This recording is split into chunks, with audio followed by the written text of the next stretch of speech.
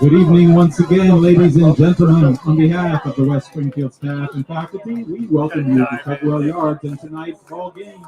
It's time to feel the firepower of Spartans baseball.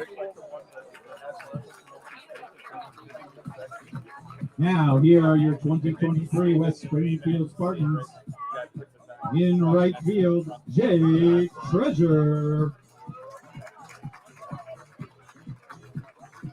In center field, Nolan Batson. In left field, Jeremy Stein. At second base, Jalen Sorrell. At shortstop, Jason Pearl. At the hot corner, Caleb Williams. Holding down first base, Luke Holmes. Behind home plate, Eric Vila. And on the mound tonight, Henry Pastel.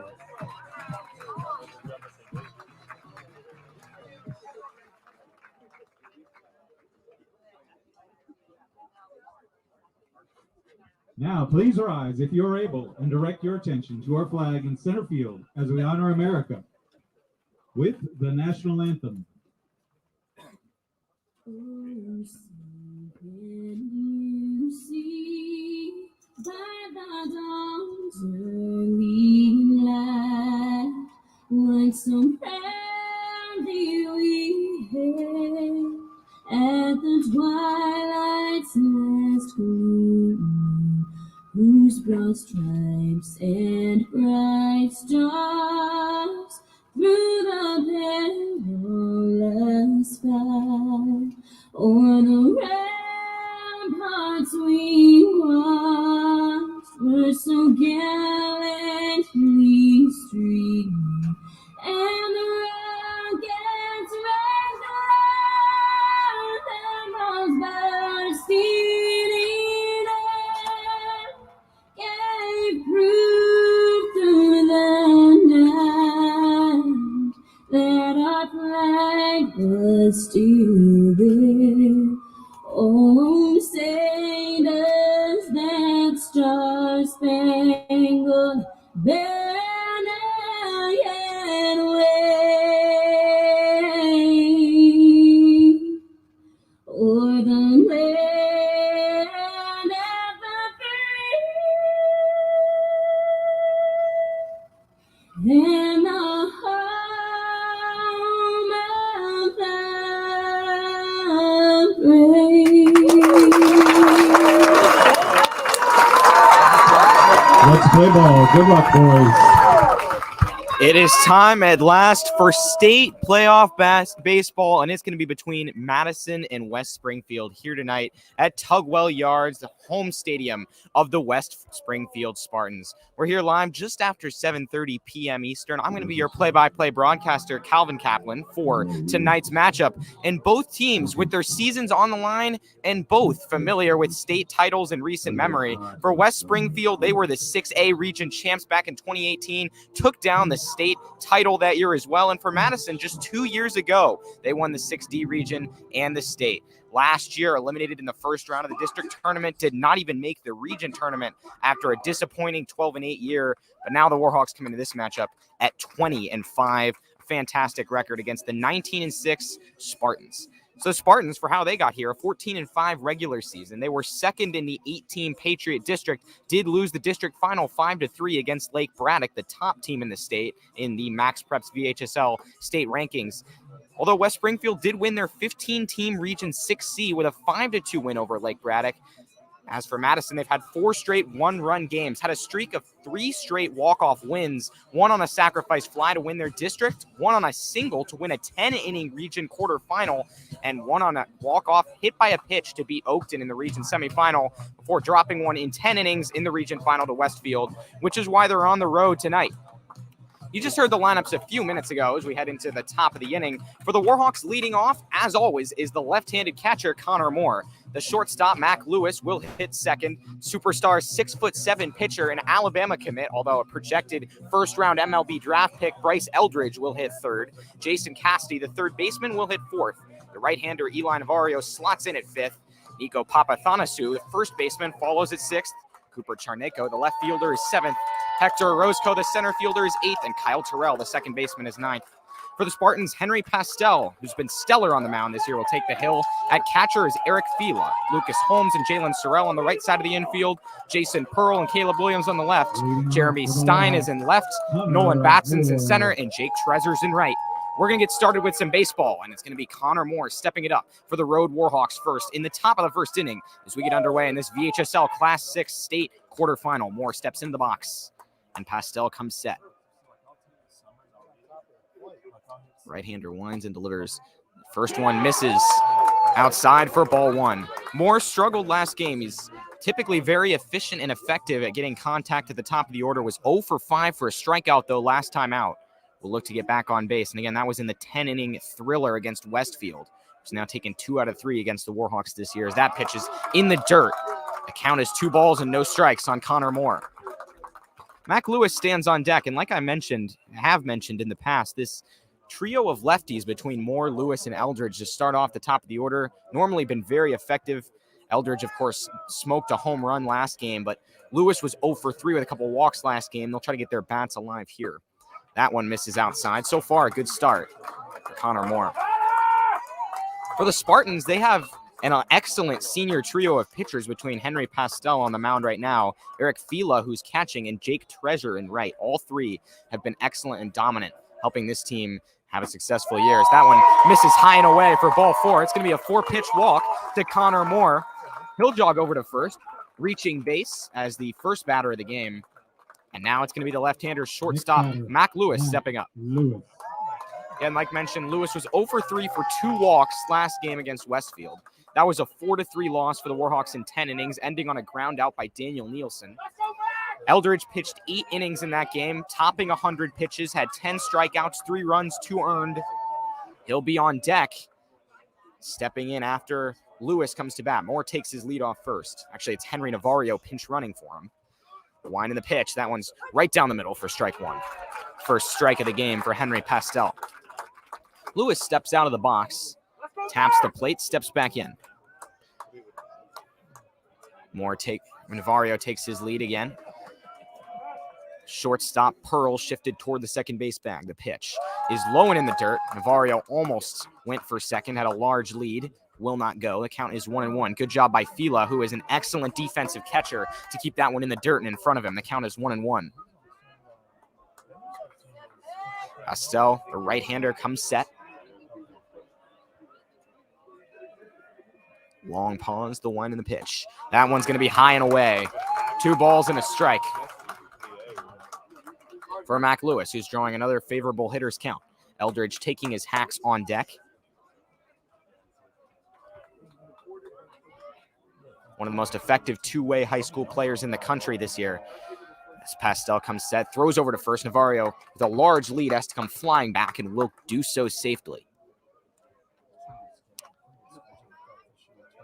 Warhawks, like I mentioned before, have had 4 straight one-run games, 3 wins on walk-offs, 1 10-inning loss. There have been 2 10-inning matchups for them.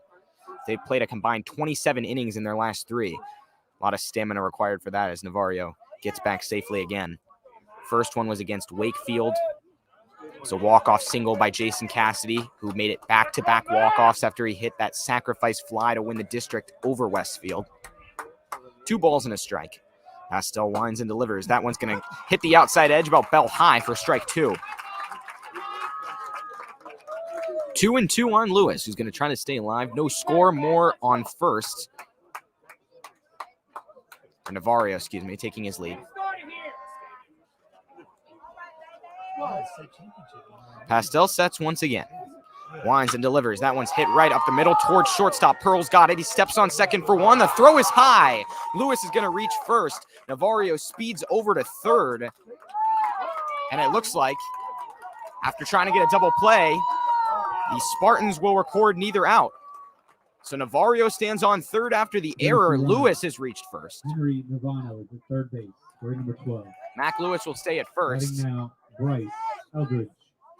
And West Springfield's third base coach coming out to talk to the umpires. That was a close play at second. Looked like Navarro may have been gotten out. They'll rule him safe. He'll go to third. And with nobody out, there are runners on the corners for the power-hitting Bryce Eldridge. The Alabama commit has been walked in 12 of his last 15, make it 13 of his last 16 plate appearances as boos come in from the crowd. It's been a familiar sight for the Warhawks. In his 3 non-walk at-bats in the last 4 games, he's had a couple flyouts and a home run. So that's going to load the bases, and Cole DeSimone will pinch run at first now as Jason Cassidy will step up. Cassidy spent the last 3 games in that cleanup spot, is also typically hit 5th behind Eli Navarro. He's 1 for 4 with a single and a walk last game against Westfield.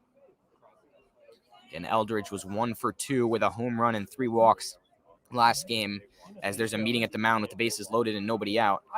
Interestingly, in the region semifinal against Oakton, it was a 6-1 game in the bottom of the 6th. 1 out, nobody on, and Bryce Eldridge was intentionally walked. After a couple errors, Madison ended up making it a 4-run 6th, and that base runner was arguably what started the rally in the first place. So a couple of walks and Lewis reaching on an error. We've actually not had a hit yet this game. But Cassidy, who has been Mr. Clutch for the Warhawks, steps into the box.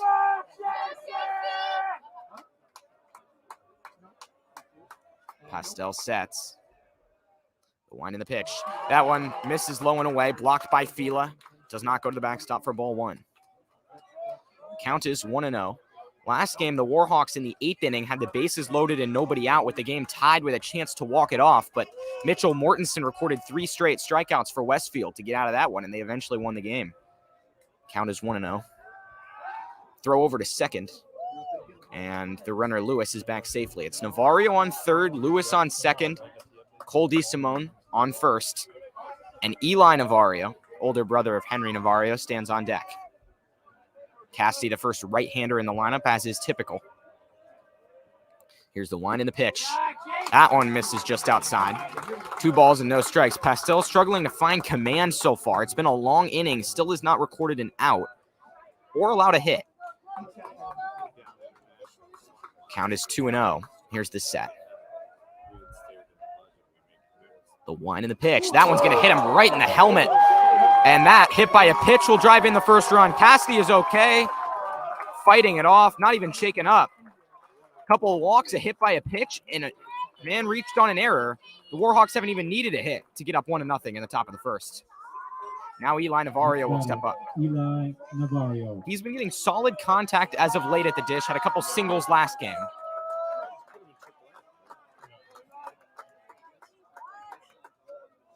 So the bases are loaded again. Right-hander Navarro steps in. Line of the pitch. That one's hit hard. That one's going back deep to left and is going to fall and hit the wall. 1-run scores. Cole DeSimone's going to head home as well.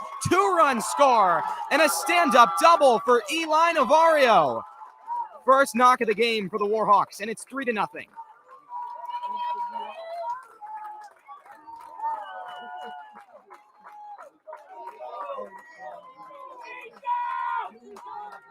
Next batter, Nico Papathanassiou. So now Nico Papathanassiou going to step up. The Warhawks have 2 runners in scoring position, still nobody out, and a 3-0 lead. Left-hander steps in. He was 0 for 1 with a strikeout and a pinch hit opportunity in the middle of last game. Typically plays at first base when he's active, which he is at today. And Cooper Charneko, who came on in relief and recorded the loss, as that one's a strike in the game against Westfield in 2 innings of relief where he allowed 1 run, is on deck. Papathanassiou steps back in. The count is 0-1. Cole DeSimone, or Jason Cassidy off of third. Eli Navarro off second. Here's the wind and the pitch. That one's outside. Throw comes to third, and a dart there from Eric Fila, who, as mentioned, is excellent behind the plate. One of the best in the state. Papathanassiou will step back in, and count comes to 1-1. Navarro actually was picked off at third last game when trying to round it and score. He made too big of a turn, tried to dive back, but it was too late. Bunt attempt, and that's going to go through the legs of Papathanassiou, who avoided getting hit in interesting fashion. The count is 2-1.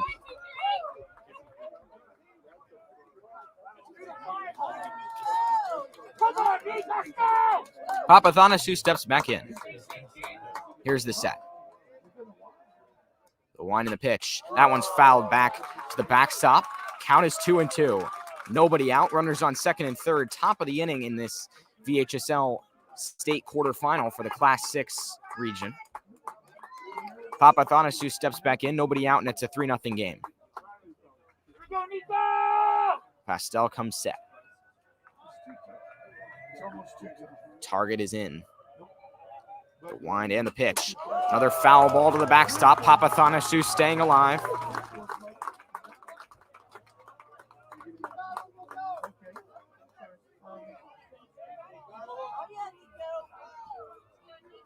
Now he steps back in. 2 balls, 2 strikes once again with Charneko talking to his coach on deck. Coach Pudge is no stranger to state playoffs in his 28-year career with the Warhawks. The pitch, high and away, count is full. This is the best the Warhawks have started off at the plate in some time.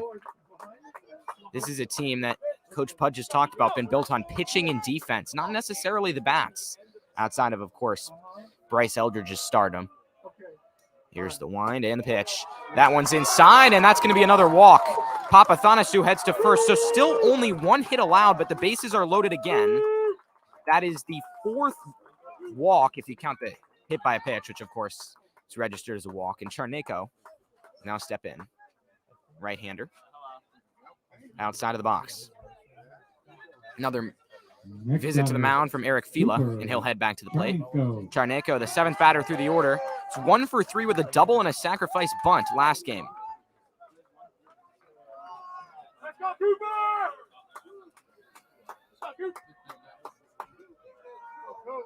Here's the set. The wind and the pitch. That one is going to hit Cooper Charneko and drive in another run. That is the 5th walk in 7 batters. 2nd hit by a pitch. That's going to score Jason Cassidy. It's the Warhawks 4 and the Spartans nothing. Now Hector Orozco, who was not in the batting lineup last game, will step in. Orozco always in center field. It's there again. Kyle Terrell, the second baseman, will be next batter up. Again, bases loaded. Navarro on third. Papathanassiou on second. Charneko on first. Here's this set. Pastel trying to work his way out of this one. And that one is called strike on the outside edge. Top of the first in this Class 6 quarterfinal. It's the Warhawks 4 and the Spartans nothing. In what has started off as a blowout so far. Here's the one and the pitch. Fouled back to the backstop, 0-2. The bases are loaded with nobody out again. Second baseman Kyle Terrell is on deck. He was 0 for 3 with a sacrifice bunt in his last appearance. Once again at the bottom of the order. And we could see even more batters than that for the Warhawks. In an 8-run inning against Centerville in the district semifinal a few games back, his pitch is swung on and missed for strike 3. Throw comes to third, tag is down, and the runner is safe. That's a swinging strikeout for Hector Orozco. The Warhawks had put up 8 runs in the top of the first, started off by a 3-run home run from Bryce Eldridge against Centerville in the district semifinal. So Terrell will step up with 1 out and the bases loaded. Still more opportunities for the Warhawks to cash in here. Right-hander in the box. Righty-righty matchup as Pastel comes set. Here's the pitch. That one swung and chopped down the third baseline, foul. Heading toward the West Springfield dugout. Stands are packed on what is a cloudy day. Overcast skies, but not much of a threat of rain so far. So a lot of fans bringing their own chairs, standing up. as it has been for the Warhawks at home as well in their last few playoff games. Count is 0-1 with 1 out. The pitch. Breaking ball on the outside edge for strike 2. Terrell steps out of the box. Another 2-strike count as Pastel tries to get into his rhythm. Here's the set. Wind in the pitch. Breaking ball just misses that time. Count is 1-2. First baseman Holmes playing in on the infield grass, as well as the third baseman Caleb Williams. 1-2 count, and time is called. Terrell will step out of the box. 1 out as Pastel comes set. And the pitch swung on and missed in the dirt. They're going to call it strike 3 as Terrell will head to the dugout once again for another strikeout. That's back-to-back for Henry Pastel. And after allowing 4 runs, he's now gotten a couple strikeouts. We'll try to get out of this as Connor Moore comes up again. He was walked to lead off this inning. It's the 10th batter of the inning for the Warhawks. 2 outs, bases loaded. Top of the first. In a 4-0 game. Moore, the left-hander, steps in. Navarro takes his lead off third. Papathanasu off second. Charneco off first. The pitch is chopped into the backstop. 0-1. Mac Lewis stands on deck. His new balls are delivered from the dugout.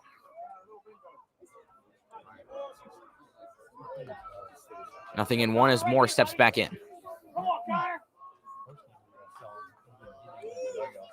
Shortstop Pearl guarding the runner by second base. The pitch is blasted to right. That's going to be just foul. On a liner.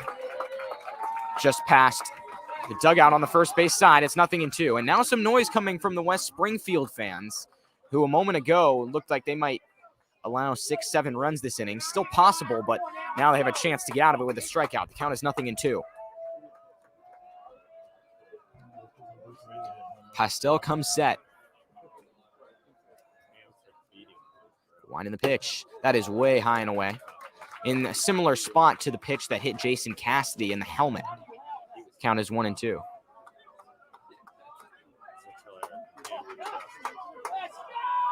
Here's the set. Target is low. The pitch swung on and foul tipped into the mid of Fila for strike 3. So back-to-back strikeouts with the bases loaded for Henry Pastel.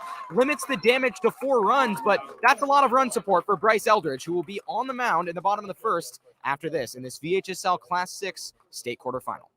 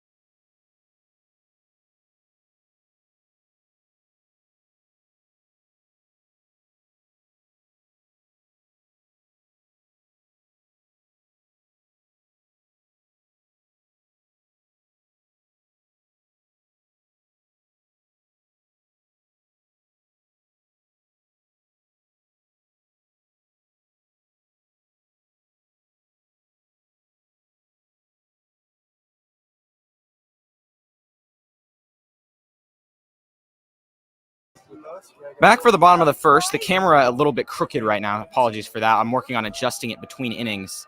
But now we've got Bryce Eldridge on the mound against the leadoff hitter. And that one hit right towards shortstop, picked up by Lewis, who fires over to first and gets the out on an excellent play from short. That's going to retire Nolan Batson on a ground out. So one away on one pitch there. And now Jake Treasure, right fielder and pitcher who is in right tonight, will step up. Treasure. So Treasure, the left-hander, steps in against Eldridge, who pitches right-handed, bats left-handed. 6'7" Eldridge goes into his wind and delivers. That one's right down the middle for strike one. Eldridge had a professional level outing last Wednesday against Westfield. Over 100 pitches, 8 innings, 3 runs, 2 earned, 10 strikeouts. That pitch just chopped right back to him, and he makes the play, sprints over to first, and gets out number 2 on a ground out. So Eric Fila now will come up in this 3-hole. Star catcher defensively, also the ace for the Spartans. He will step up with 2 outs and nobody on.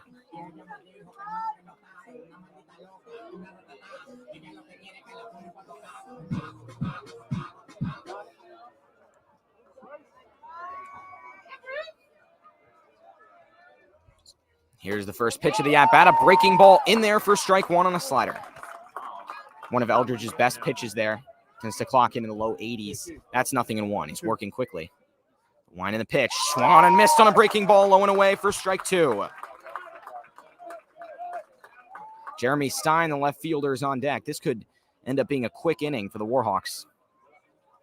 Eldridge nods. He winds and delivers. That one's low and away. The count is 1-2. For the Spartans, after Stein, it's Jason Pearl, the shortstop, Caleb Williams, the third baseman, Sammy Choi, the DH, Lucas Holmes, the first baseman, and Jalen Sorrell, the second baseman, rounding out that lineup. Eldridge sets, winds, and delivers the 1-2. Swung on and missed on another breaking ball. Strike 3 in a 1-2-3 inning. A quick one for Bryce Eldridge. That inning, many times less in terms of length than the top. We'll go to the top of the second with the Warhawks leading 4-0.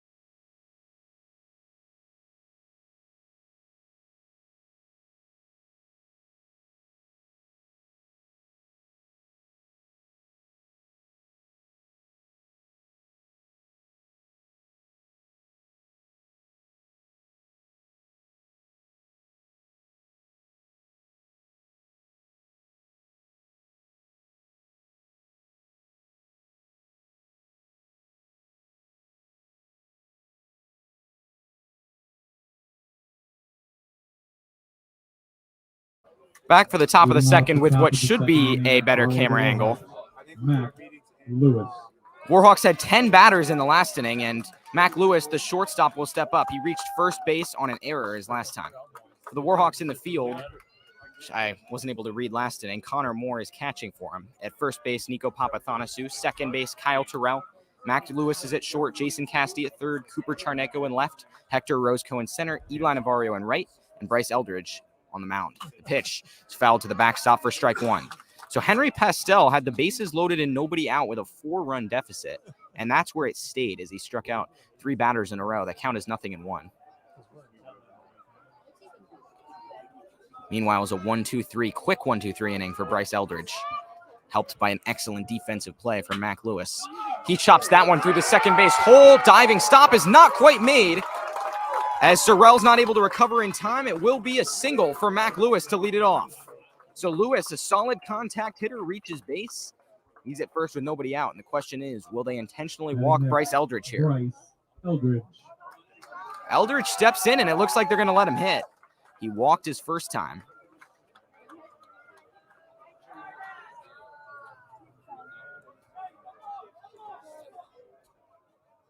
Time is called now as Eldridge steps out of the box. Lewis on first. So again, a good start to the inning for the Warhawks.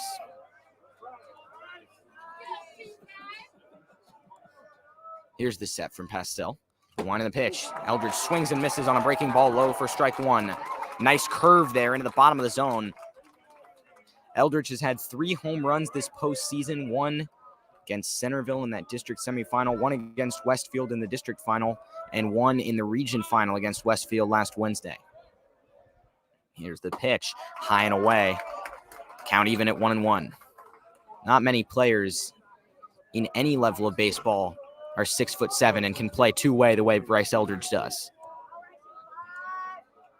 Again, he's committed to Alabama, but a projected first-round pick in the MLB draft as he hits one hard to right. That one's tracking deep and will take one hop and go off the wall. Lewis is going to head for third. Eldridge sprinting for second. He's going to slide in with the second extra base hit of the day for the Warhawks. Bryce Eldridge has got 2 runners in scoring position for Madison with nobody out. Now it's going to be a pinch runner. Cole DeSimone, who has been busy today, will come to second. And Jason Cassidy will step into the box. He was hitting the helmet with a pitch his first time up. Cole DeSimone on at second base, courtesy runner. So Pastel in a bit of a jam once again. Time is called as Fila will head to the mound. Eli Navarro on deck. So for West Springfield, once again, the last time they were in the state playoffs was 2018. That's when they won their state title. Warhawks won the Class 6 state title 2 years ago. That's like the old Seattle Mariners. And now these two teams facing off in the state playoffs is stepping into the box in this right-hander Jason Cassidy. Cassidy again 1 for 4 with a single and a walk his last time. Got hit by a pitch his first time up. Pastel comes set. Here's the pitch. Right down the middle for strike one. So Cole DeSimone jogs back to second. Mac Lewis on third. A couple of hits to start off the inning. Cassidy with a couple of walk-off postseason hits. The pitch is chopped weakly to first. Will they get the run at home? They're going to try to hold him. Cassidy's trying to run away from the tag. He cannot. Throw comes to second. Tag is down. Runner is safe. Was almost 2 there. The Warhawks have had a few glaring mistakes on the base paths lately. That was almost another one. So Cassidy grounds out, and good job by the first baseman, Lucas Holmes, to be able to hold the runner Lewis at third. 1 out, and the runners remain on second and third. As Navarro, who had a double his first time up, steps up. Again, he's had a hot bat as of late.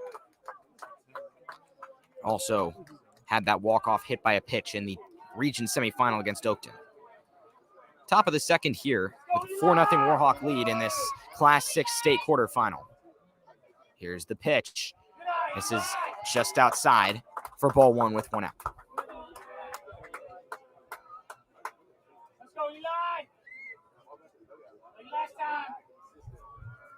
Pastel comes set again, pitching from the stretch. Winds and fires. Hit hard down the third base line. A chopper just foul. Chasing it down the left field line is Sammy Choi. We'll bring it back to the dugout. Count even at 1-1. Coach Pudge coming out. Gives signs to Navarro. As he took time, stepped out of the box, will come back in.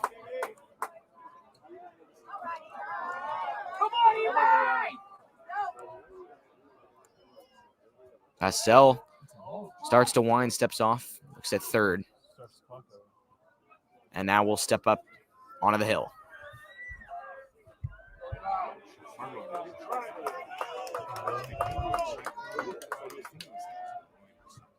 Here's the pitch. Another breaking ball low and away. 2 balls and 1 strike is the count.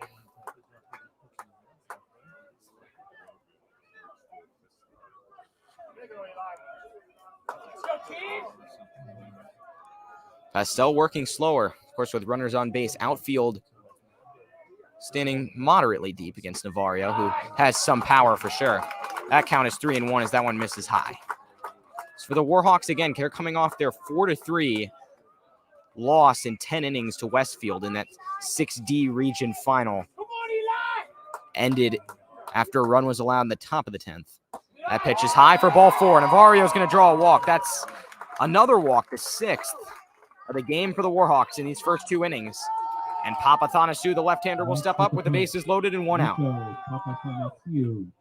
And these 2 teams appear pretty evenly matched through their records throughout the season, but so far it's been a one-sided affair, as now the whole infield will come in and West Springfield's coach will come out to talk to Henry Pastel. This could be it for him. It will. He's going to head back to the dugout. So Pastel records 4 outs, at least 4 earned runs so far. Or actually, I should say 3 earned runs, one of them unearned on the Mac Lewis reaching on an error at first base. We'll have a new pitcher. We'll take a brief break here while the new pitcher warms up for West Springfield. We'll take a break and be right back.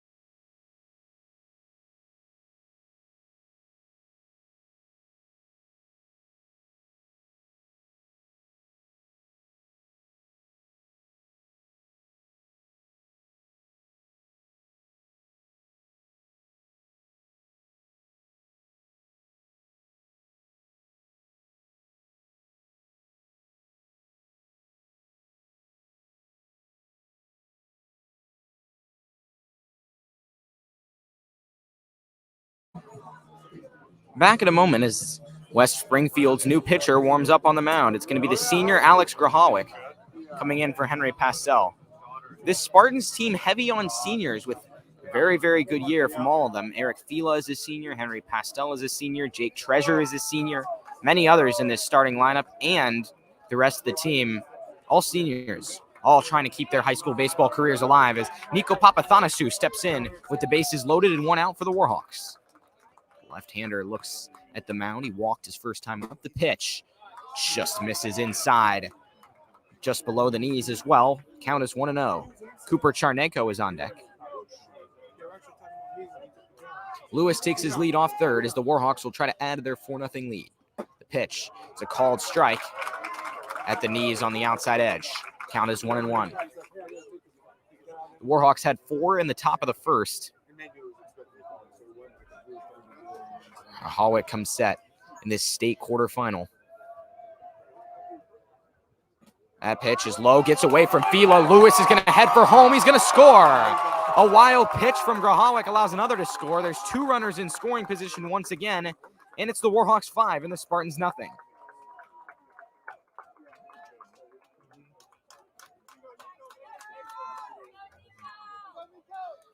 Now Papathanasu steps back in.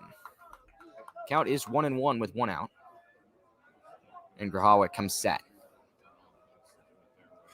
Here's the wind and the pitch. That one's hammered to right for a base hit. 1 run's going to come home. The trailing runner Navarro stops at third. Throw comes to first. Diving back safely is Papathanasu with an RBI single.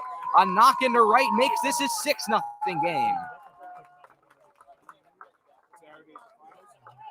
Now Charneko will come up for the second time in as many innings. Next to bat, Cooper Charneko. Charneko was hit by a pitch his first time up. Runners on the corners. Hector Orozco will be on deck. 1 out in the inning. Fila calls time and we'll head back across the plate to talk to his pitcher. West Springfield coming off that 5-2 win, impressive win over Lake Braddock on June 2nd. This is a very quality team. Just having a tough start to the game on the mound. Come on, Coop! Let's go, Coop! Warhawk comes set. One in the pitch. Breaking ball with a lot of movement at the belt for strike one. Hector Orozco talking to Coach Pudge just outside of the dugout. Lots of fans in attendance in the bleachers, all lined down the first and third base sides. Second pitcher in already for West Springfield. In a home game for the Spartans. Warhawk comes set. He winds and delivers, and that pitch just misses. Low on a breaking ball as Charneko squared to bunt and got out of it. Count is 1-1. Papathanassiou off first, Navarro off third. Charneko at the dish. 6-0 game, count even. And the pitch is bunted, deflected into the backstop. First base side, the count is 1-2. I think it was 21 out of 21. No, 15 out of 15. It's a run game. And then 14. One ball, two strikes, one out. Warhawk shakes off the sign, glances at first, now comes set. He's at the belt. The pitch is swung on and missed. Runner's going to try to take second, no throw. And Charneko has now struck out. First out of the game for Warhawk after that wild pitch scored one. Next batter, Hector Orozco. So Hector Orozco will come up with 2 outs in the inning. He struck out his first time up. Kyle Terrell is on deck. The Warhawks with 2 runs in this inning, 4 in the first. 6-0 Madison lead here in this VHSL Class 6 quarterfinal. The set from Warhawk. 2 runners in scoring position. He winds, and the pitch is chopped right up the middle. It's going to be made a play on, and throw comes over to first from Pearl to get the third out. So Orozco grounds out. 2 runs allowed in the inning, but a big cushion for Bryce Eldridge. We'll see how he pitches in the bottom of the second after this.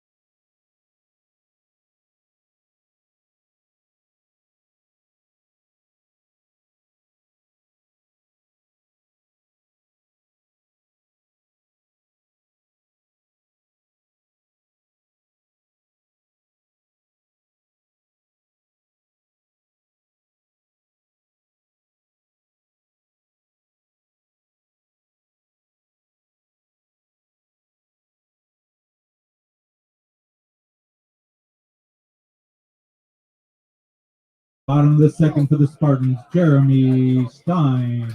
Back for the bottom of the second. Warhawks lead the Spartans 6-0 in this VHSL Class 6 state quarterfinal. Bryce Eldridge back on the mound after a quick 1-2-3 inning that included a couple groundouts and a strikeout, and excellent defensive play from Mac Lewis to keep a hit off the board.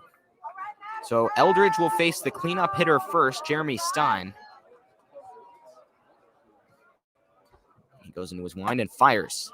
Fastball high for ball one. Eldridge's velocity on that fastball already known to touch the mid-90s.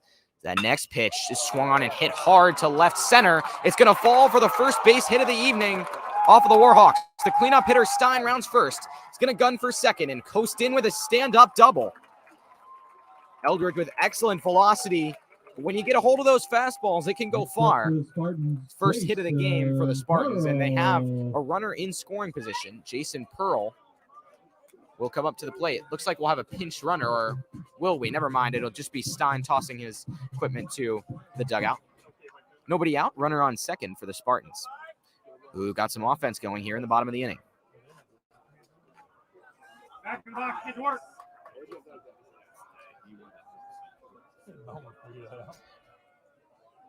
Eldridge with a long look in, now pitching from the stretch for the first time today. Winds and delivers.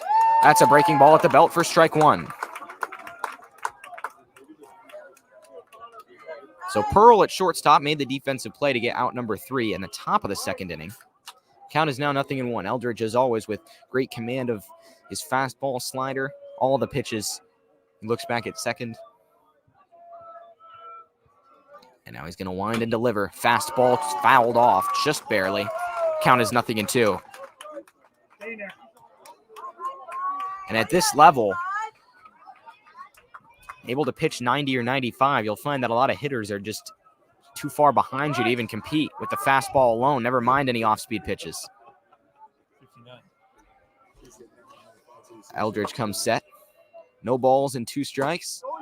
That breaking ball low and away, 81 miles an hour. That last fastball came in at 95.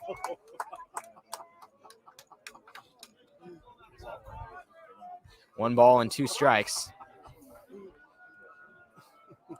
And Eldridge comes set.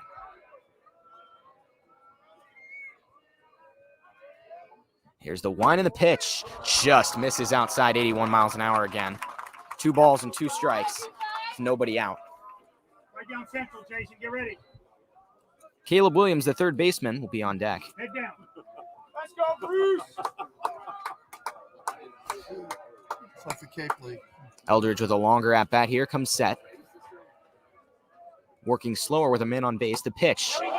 Cold strike 3, 92 on that one.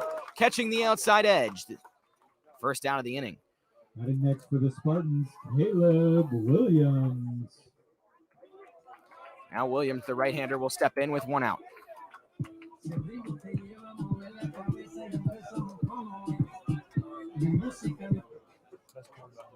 Williams, the right-hander, steps in with Stein taking his lead off second. Cassidy creeping in on the infield grass. So is Papathanasu at first. Cassidy over at third. Runners ruled safe on the throw over back to second. Terrell at second and Mac Lewis at short, as always. And left is Cooper Charneco, and center is Hector Orozco, and Eli Navarro stands in right. Against the right-hander, Williams, who's coming back in the box. Eldridge sets at the belt. Look back. And the pitch. Breaking ball on the inside edge. First strike. Breaking ball has consistently hovered around the low 80s, as is typical. Fastball has touched 95 so far tonight. Just absurd velocities for a high school player.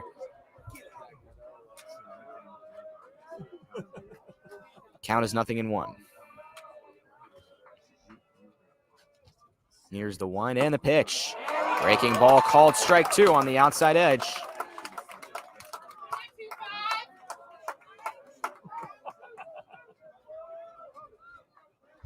No balls, 2 strikes, 1 out. Eldridge sets. Long look and the pitch. That one's hit hard to left. Chasing it in is Charneco. He's not going to make the diving catch. It gets behind him. Orozco's trying to chase it down. Looks like they will score their first run with West Springfield with another double. So Caleb Williams reaches base. West Springfield comes a little bit closer. The Warhawks 6 and the Spartans 1. Batting next for the Spartans, Sammy Choi. Now Sammy Choi will come up in the bottom of the second. Deficit reduced to 5 runs for the Spartans, whose crowd is making some noise now. Choi, the DH, not out in the field today, will step in. Runner Williams, who's playing third base today, takes his lead off second. As Eldridge looks back, winds and delivers. Into the dirt. Peel to first. They'll say no swing, and the runner, Williams, will take third. Count is 1-0. So Eldridge, again, last game pitched 8 innings 6 days ago. 3 runs, 2 earned. In the quarterfinal game in the regional against Wakefield, also pitched 5 innings in relief. Had 2 runs allowed, none of them after the 7th. And held on so that the Warhawks could win. Was the winning pitcher in that game. That one's fouled over the backstop and out of play for strike 1. 91 miles an hour on that last pitch. She's a coach at North Southeastern. So they're going to go to we're going to Eldridge stares in and sets. Count is 1-1 with 1 out in the inning. pretty good. The wind in the pitch. Bunt is laid down the third base side. That is perfect. Runner slides in. Throw comes to first. It's wild. And that is going to be an error that allows the hitter Choi to reach base. Would have driven in a run either way, but Sammy Choi is going to head to first. Batting next for the Spartans. It's going to be the Warhawks 6 and the Spartans 2. And now Lucas Holmes will come up.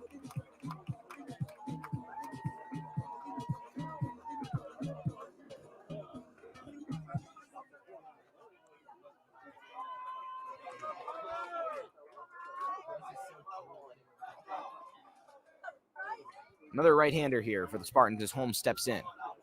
Runner off of first. Eldridge winds and delivers. Heater right down the middle. Fouled off down the third base line. Count is 0-1.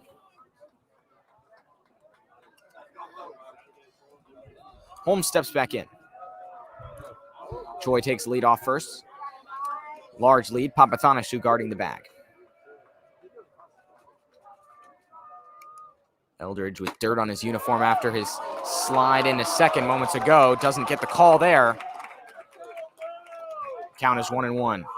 Just after 8 o'clock, sun will be setting with overcast skies. The Warhawks have had pretty good baseball weather the last few games. Even this one, without the sun, still great temperatures in the high 70s.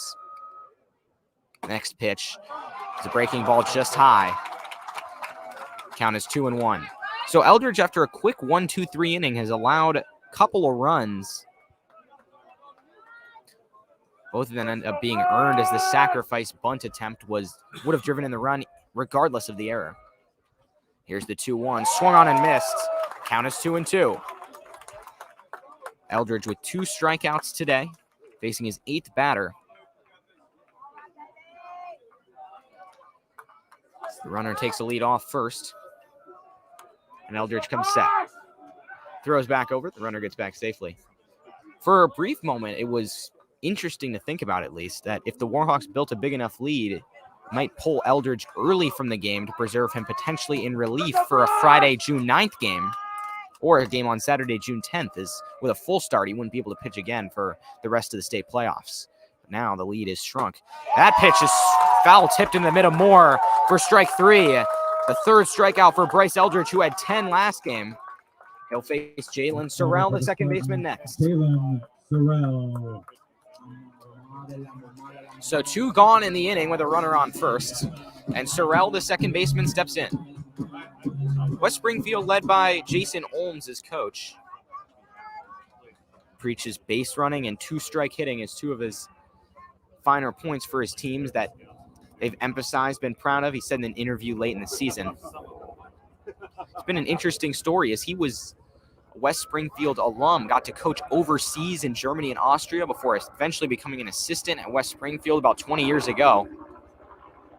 He's led his team to a state title back in 2018. Back in the state playoffs again as that one's ball 1.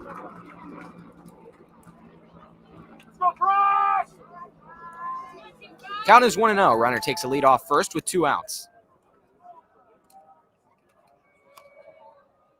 Eldridge sets. Quickly fires to first. Tag is down. Runner gets back safely. 2 away in the bottom of the second in this VHSL Class 6 state quarterfinal. The Warhawks lead the Spartans 6-2. Here's the wind and the pitch. That one's popped down the right field line. Papathanasu gives chase in the foul territory. Will he get there? No, it goes over the fence. Count is 1-1.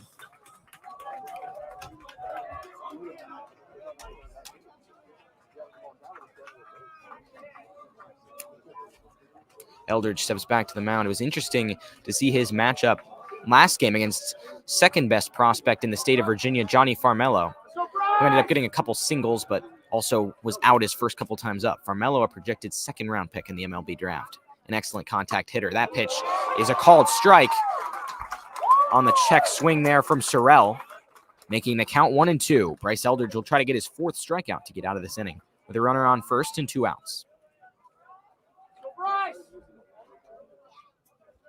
Eldridge looks in. That one's hit hard through the hole. Another base hit. So far, West Springfield has been all over the fastball from Bryce Eldridge, which is atypical for most teams, but maybe not so for a team that can hit with their caliber. They now got 2 runners on with 2 outs. Nolan Batson. And now Nolan Batson will step up. He grounded out his first time up to start off that 1-2-3 first inning for Eldridge. The contact has been consistently good for the Spartans, and in this inning, they've been able to hit it through gaps, mostly in left center. That last one was poked into right for a base hit. So Batson steps in against Eldridge for the second time. Eldridge with 2 runners on and 2 outs sets. Looks back at second. Winds and throws. That one Batson got a piece of down the third base line. 0-1 is the count. The winner of this one will take on the winner of Western Branch and Charles Colgan. That's in progress. All of the quarterfinal games going on at various locations. The home stadiums of the region winners for Region 6A through D. The losers of those title games got to go on the road, and that's why Madison's here now in this quarterfinal. The pitch swung on and missed. Eldridge has had success with the breaking ball low and away against those right-handed hitters, making the count 0-2. West Springfield trying to keep this 2-out rally going. 6-2 is the score. Bottom of the second. Eldridge comes set. He's going to wind and deliver. That's a cold strike 3. Delayed call, but Eldridge gets it. His 4th strikeout of the day. And so he gets out of the inning, having allowed a couple of runs, but stranding a couple of runners as well. We'll go to the top of the third. The Warhawks still hold a comfortable 4-run lead.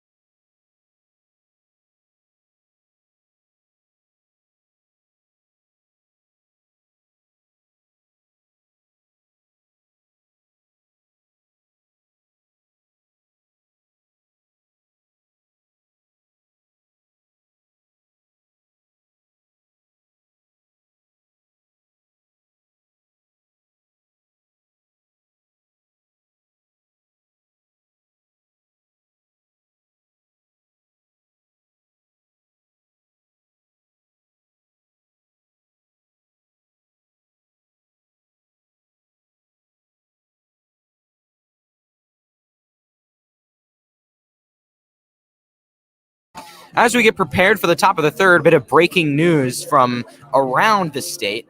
Charles Colgan just won their game against Western Branch, which started at 6 o'clock, 10-2. So they will face the winner of this one between Madison and West Springfield. Right now, Madison leads 6-2 in the top of the third. And Kyle Terrell will come up for his second at-bat to lead off for the Warhawks. Had 4 runs in the first, 2 in the second. Also stranded the bases loaded in the first, so it could have been worse for the Spartans, who still are somewhat in this game. Terrell steps in. The pitcher, Warhawk, out for his second inning of work, comes set and gets a swing and a miss on the first pitch of the inning. First strike 1. Terrell struck out his first time up. Now steps in with nobody on and nobody out in this VHSL Class 6 quarterfinal. Curveball called strike 2 for Warhawk. Second straight senior on the mound for the Spartans. Count is 0-2. It's a battle of 2 great coaches on these teams. Jason Olms for West Springfield and Pudge Jorman for the Warhawks. That one swung on and chopped a 2-hopper to second. Fielded quickly. And the throw to first from Sorrell gets the runner in time for the out. 1 away as Terrell is retired, and we'll head back to the top of the order. Top of the order for the Warhawks, Connor Moore. Now Connor Moore comes up. Moore has not had a hit in his last 7 at-bats. Did have a walk his first time up. Or I should say his last 6 at-bats, given the walk only counts as a plate appearance. Strikeout his last time. Now comes in. Here's the wind and the pitch. That one's fouled off down the line. Count is 0-1. 1 out in the inning. Mac Lewis swinging the bat, getting ready for his 3rd time at the plate on deck. Warhawks would like to extend the lead with their bats. They've often, when they've had hitting explosions, started off well early and faltered later. They'll try to get it going here, and Moore hits a good one that falls just fair. How about that to break the slump at the plate? Moore's going to head over to second with a stand-up double to get in a scoring position. It was only a matter of time before Connor Moore had another big hit. And this one, he coasts into second with a 1-out double. And now Lewis will come up with a runner in scoring position. Navarro will pinch run at second. Novano. So Navarro stands off the bag, often used in pinch running situations along with Cole DeSimone. Lewis reached on an error his first time up, hit a single his second. Now he's in the box again. Here's the 1 and the pitch. Inside for a ball.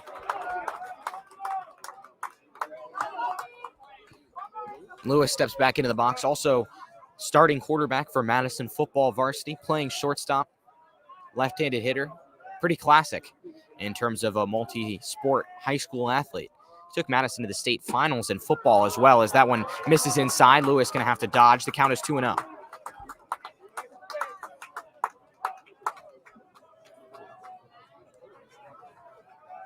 Just after 8:30 Eastern. 1 out. Navarro leading off second. Shortstop Pearl comes in to guard. The pitch is low. Navarro's going to try to take third. Throw comes in. The tag, and they get him. So Henry Navarro is caught stealing. That erases the runner. And so there's 2 outs in the inning, and Mac Lewis will have to keep it alive. Try to get Bryce Eldridge, who's on deck, back up at the plate. And now this becomes all the more key for the Spartans, as they could very easily avoid facing Eldridge in this inning. The count is 3-0, but if they can retire Lewis, they would get Eldridge with nobody on to lead off the next inning, which is obviously a much less dangerous spot, although no spot is safe when you're facing hitters such as Bryce Eldridge. That pitch is right down the middle for strike 1. Hard fastball. Eldridge had a double his last time up, also was intentionally walked back in the first. 6-2 contest in this state quarterfinal. That's a called strike 2. Getting back into the count is Pastel. The Warhawks been effective at hitting at times over these last few games as count goes up to 3-2. Pastel winds and delivers. That one's fouled off. But in the 8th inning of the game against Westfield in the region final, they had the bases loaded, nobody out, in a 3-1 count on Cooper Charneko, who ended up striking out. It was a performance of just absolute guts for Mitchell Mortensen to get out of that inning with the game tied. And Westfield ended up winning it. 3-2 count. The pitch is floated to right. Tracking it is Treasure. He's going to try to make the catch and makes it under the lights for out number 3. So the Spartans avoided facing Bryce Eldridge despite the double from Connor Moore. Navarro pinch ran, was caught stealing at third. We'll go to the bottom of the third. Warhawks still winning by 4.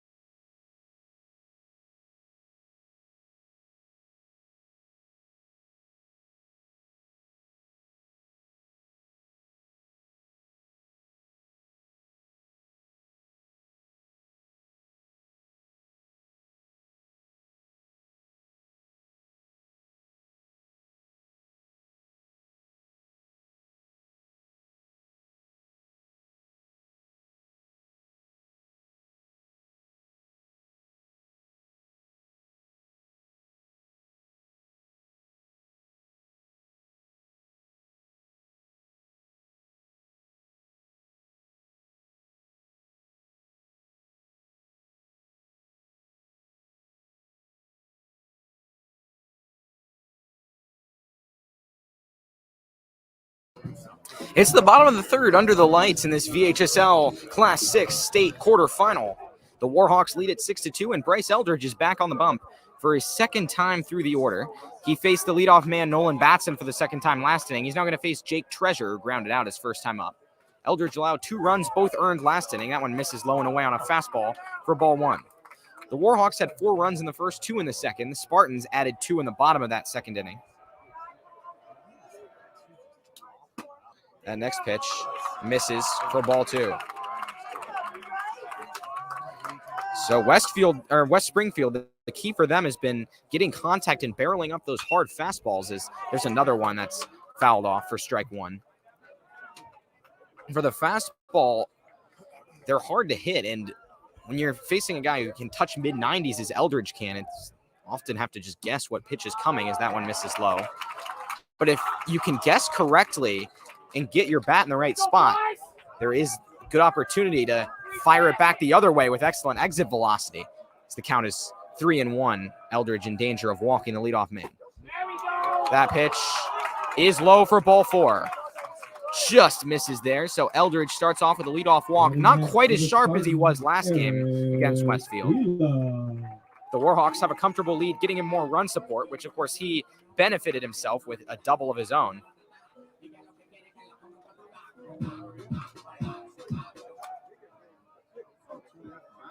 Now stepping up is Eric Fila, the catcher. He struck out his first time up. He's also pitched a ton this season, been West Springfield's ace.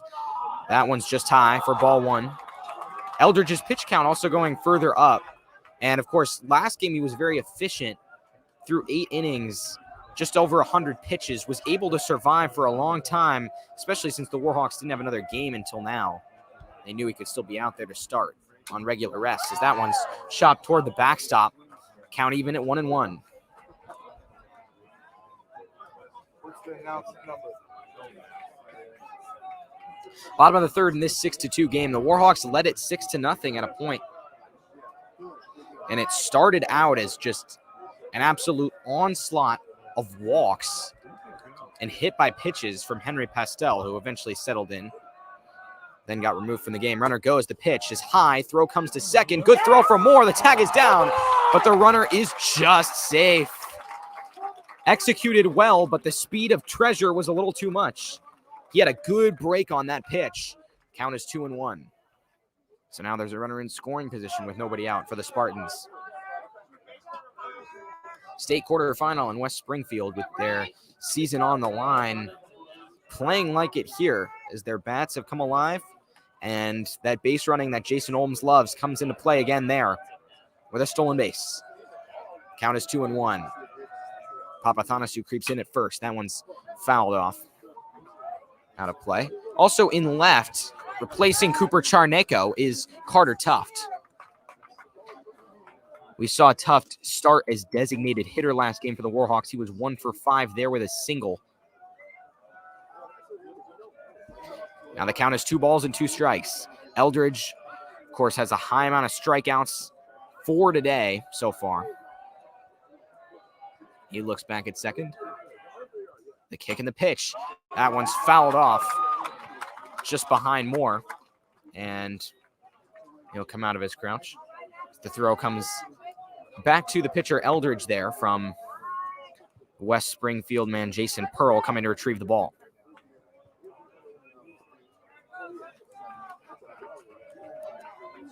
Two balls, 2 strikes, nobody out, and the runner Treasure, who walked and stole second, is in scoring position now. He'll take his lead. Outfield playing deep for the Warhawks. Eldridge sets. 2 balls, 2 strikes, nobody out. Terrell cheats over to second. Throw comes over. Nice snag by Terrell to prevent it from going into center. The runner is back safely.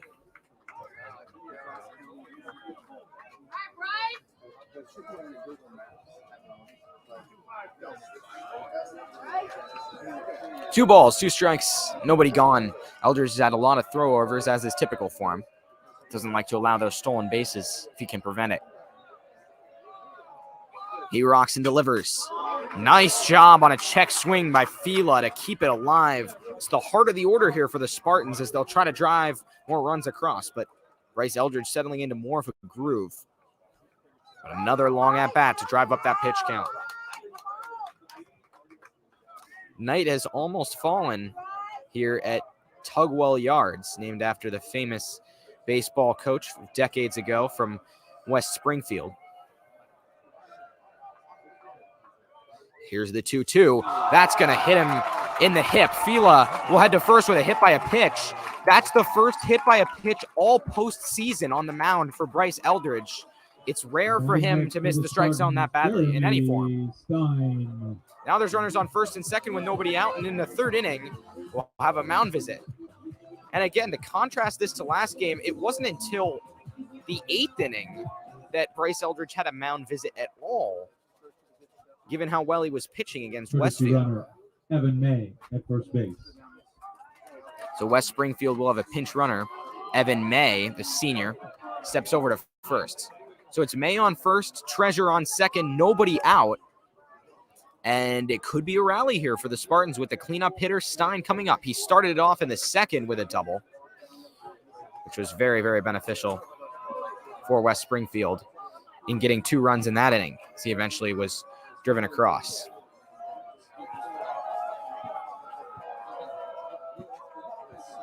Eldridge sets, winds, and delivers. Breaking ball just high for ball 1.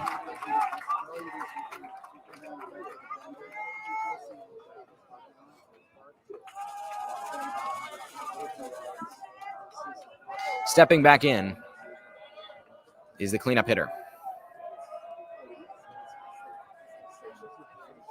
Eldridge sets. He steps off, 1-0 count here on Jeremy Stein in left field today.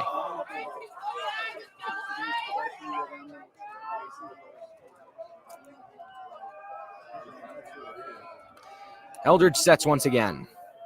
The wind in the 1-0 is high. So Eldridge losing command of the zone here in this third inning, which is something he typically prides himself on as a strength. And now, with the count 2-0, we're going to have another visit to the mound, this time from the Warhawk pitching coach.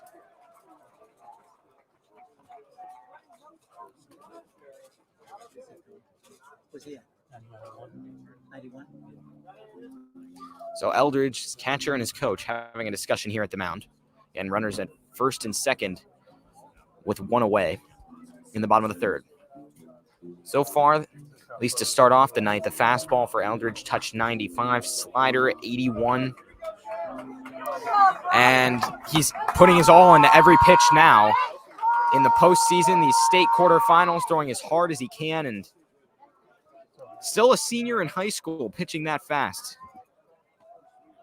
One of the main reasons he's projected so highly in the draft.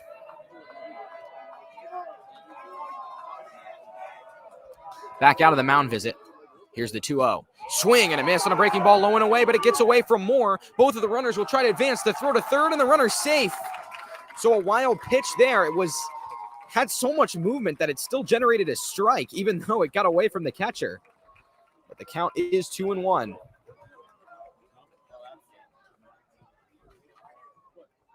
Now 2 runners in scoring position for West Springfield, who continues to try to come back. Stein in the box. Eldridge comes set. Still nobody out in this inning. The pitch. Breaking ball right down the middle for strike 2. That one slid right into the heart of the zone.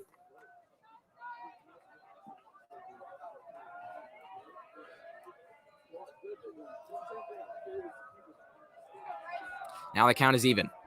Runners take their leads. Cassidy creeping in, trying to prevent a run from scoring at home. And the pitch fouled over the backstop. The count stays at 2-2. Bottom of the third with the Warhawks leading 6-2 in this Class 6 VHSL state quarterfinal. The winner moves on to face Charles Colgan, who had a 10-2 win over Western Branch. That just wrapped up about 15-30 minutes ago. Here's the 2-2. Misses low. Count is full. And how about this at bat for West Springfield? And of course, we like to talk about how dominant Bryce Eldridge is at the mound, but how about this day at the plate to be able to generate this kind of offense and solid contact. Even in the 1-2-3 inning, a couple of ground outs with solid contact on Bryce Eldridge, especially that first one, a hot shot to Mac Lewis. Count is full with nobody out. Eldridge winds and delivers. That one is a cold strike 3. Gets the call on a breaking ball. Stein was shaking his head as he headed to the dugout. It was borderline, but enough movement on that end. It's just those extra few inches of break that you can get on those off-speed pitches that'll make all the difference. Jason Pearl now steps up as Eldridge retires a man. 1 out with runners on second and third. He's been known to pitch out of jams like this before.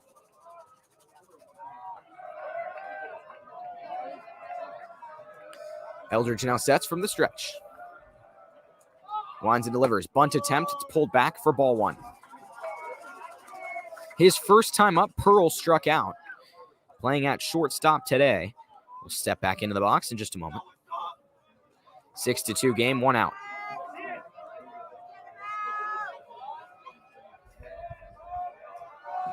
Eldridge sets. Papathanasu over at first. Terrell at second. Lewis at short. Cassidy at third. Here's the pitch. Called strike on a slider at the knees. Count is 1-1. As that one's able to break back into the zone.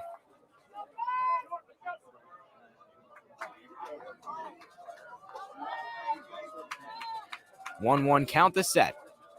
Navarro creeping in right. He's the shallowest outfielder. Orozco shading just to the left of the second base bag. The pitch is a called strike 2 on the, or a swinging strike 2, I should say, on the missed bunt attempt from Pearl.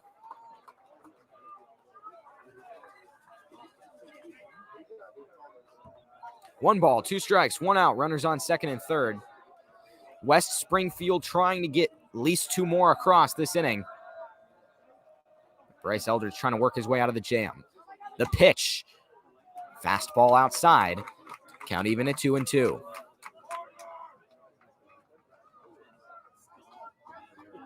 So a couple of runners reaching base on a walk and a hit by a pitch. Stolen bases on that wild pitch from Eldridge, who was again uncharacteristically lacking his usual command this inning. The 2-2. Getting a barrel on the ball and smoking it to right is the hitter Pearl. Throw comes in on the sacrifice fly. It'll score 1. So Pearl flies out, but it is a sacrifice as Treasure scores the 3rd run of the game. That drives 1 across. There's now 2 outs in the inning. It's going to be the Spartans 3 and the Warhawks 6. Now Caleb Williams will step up. Runner on second with 2 outs. And Eldridge, before this, had allowed those 2 runs in the first 2 innings, both earned, allows another one there, also an earned run. And now Moore will jog out to the mound. This was a 6-0 game. Now it's 6-3 with West Springfield holding another runner in scoring position in this state quarterfinal. And props to this lineup for doing what seems impossible and generating a rally in a 6-run deficit with future first-round pick, most likely, Bryce Eldridge, standing on the mound. The set. 2 outs. Runner dancing around on second. And the pitch just misses outside for a ball. Again, the runner on second is Evan May. As Fila, the catcher, came out. Williams had a double his first time up. One of many to get contact on the fastball. Here's this set. Eldridge winds in the 1-0. Swing and a miss. Belt high for a strike.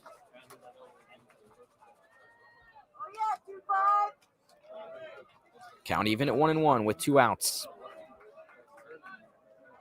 Eldridge with a long look in his set. The flag in center field was flying earlier. The wind has mostly died down now. Outside for a very light breeze. The pitch. Fastball on the outside edge for strike 2. Good frame by Moore to put it on the outer edge of the zone. 1 ball and 2 strikes with 2 outs and a runner on second. May takes his lead. Lewis behind him. Eldridge sets. Infield back. From the stretch. Here's the pitch. Blows him away for strike 3. Another strikeout for Bryce Eldridge. Retiring more and more with the swing and a miss. That's his 6th strikeout today. And through what has been an up and down outing for him, he's able to get out of another inning. We'll go to the top of the fourth with the Warhawks up 6-3.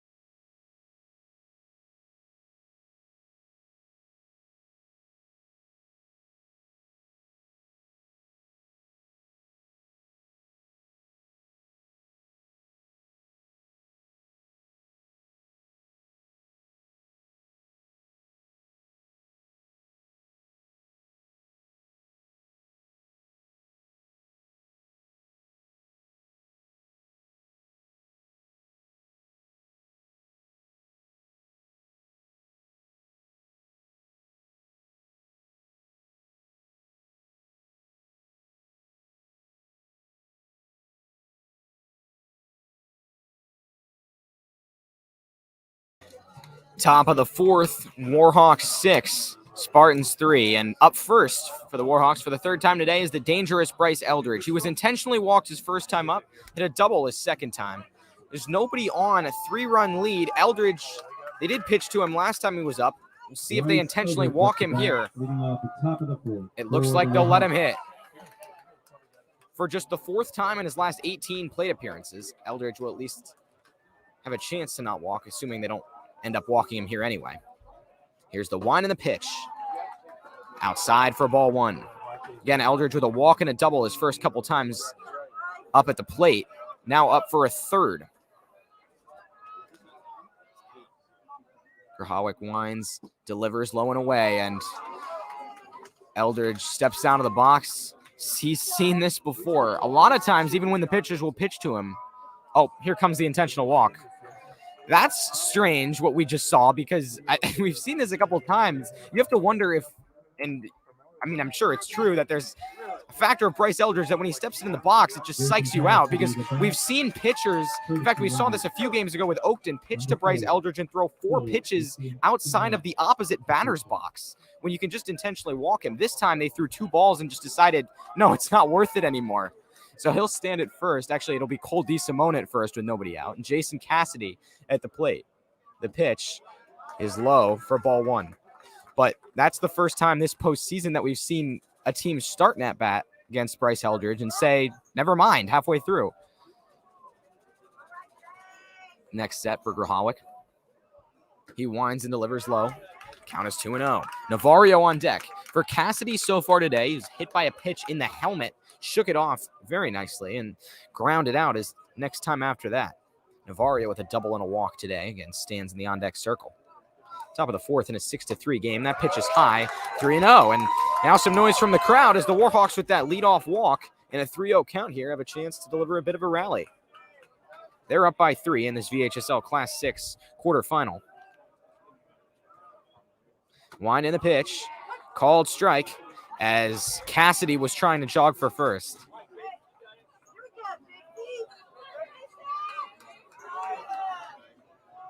Three balls and a strike with nobody out and a runner on first. Here's the pitch. Barreled up over the first baseman's head for a base hit. Rounding second is Cole DeSimone. He's going to head for third. Cassidy digging for second. DeSimone speeds around. He's going to go for home. The throw is not going to be in time. Cassidy's trying to head for home. They're still trying to get out this ball. It's an inside the park home run for Jason Cassidy. It's unclear what happened to the ball down the right field line. Did it get stuck in the fence, maybe? It's hard to tell, but a perfectly placed ball for Cassidy. It's a 2-run home run. The Warhawks 8 and the Spartans 3.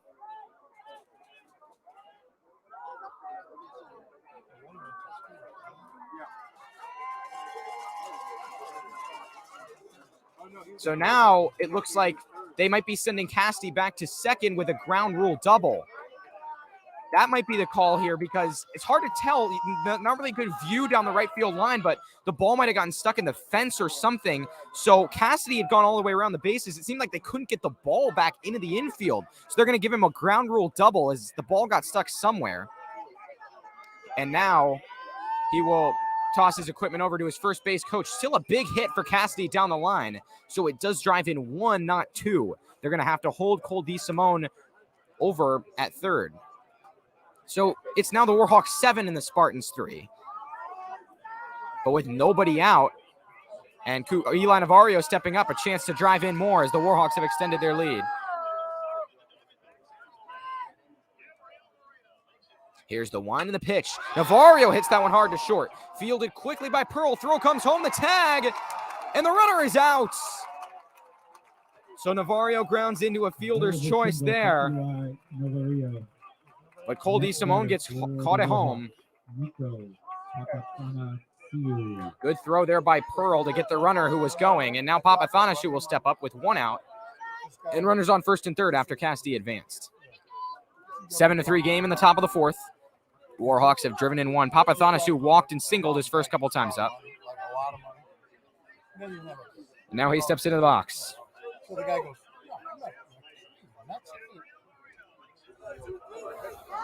Papathanassiou, the left-hander, comes set. Runners on the corners, 1 out.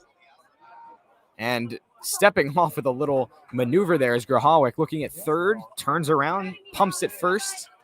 Papathanassiou will now step back in, the first baseman for today, as the Warhawks have gotten a bit of a rally going, even with the runner Cole DeSimone getting caught at home. And Warhawk will step off. The runner tries to move, and Navarro's just going to have second. Throw comes to third, and Cassidy is out. That was a weird situation on the base paths, and if you have to pick out one area where the Warhawks have been weak this year, it's on the bases because we've had numerous base running errors. That's only the latest. Warhawk was ultimately caught in indecision about what to do because Navarro was an easy out heading to second. Cassidy was off of third, though. He makes the right throw and gets him there. So Navarro advances, 2 outs and a runner in scoring position for Nico Papathanassiou. But the Warhawks, with a couple of base running mistakes, it turns out this inning, have thrown away an opportunity for potentially more runs than they otherwise are getting. So Warhawk could get out of this one. Runner on second, 2 outs. Papathanassiou will step back in his third at-bat of the day.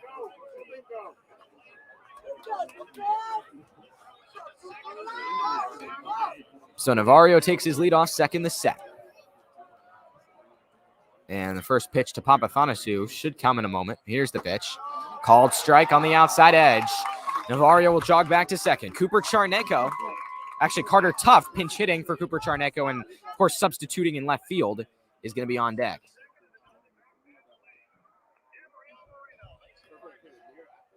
Here's the wind and the pitch.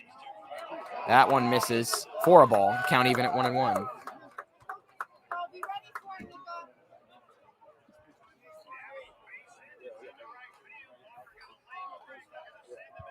Long look in and shaking off the sign. There's Warhawk. He comes set for West Springfield. Here's the wind and the 1-1. Just inside. Papathanassiou able to step out. Count is 2 balls and 1 strike.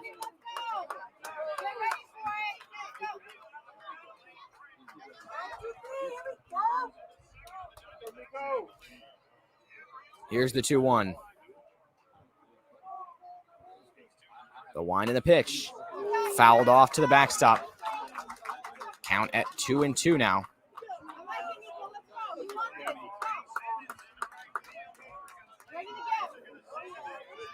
So Papathanassiou stepping back in. 2 balls and 2 strikes. The Warhawks in danger of actually going scoreless this inning. It's a 6-3 game. I believe I misspoke once earlier in the inning. That pitch is blasted to right. Papathanassiou is sprinting. It's toward the wall, and it hops off of the top of it, almost a home run. Navarro's going to jog home. Papathanassiou is firing on all cylinders. The throw to third is not in time. Nico Papathanassiou with a 2-hit day, lighting it up at the plate. So that's going to drive in the run. It's now the Warhawks 7 and West Springfield 3 Of course, we had the initial walk to Bryce Eldridge, the double for Cassidy that didn't end up driving in a run as the runner was held up. DeSimone was held up at third. Then, of course, he was outed at home. Cassidy was later picked off at third. Now Carter Tuft will step up for the first time today after the triple from Papathanassiou. Here's the set. And the pitch with a runner on third and 2 outs is high. So the Warhawks at least get one out of it. Count is 1-0.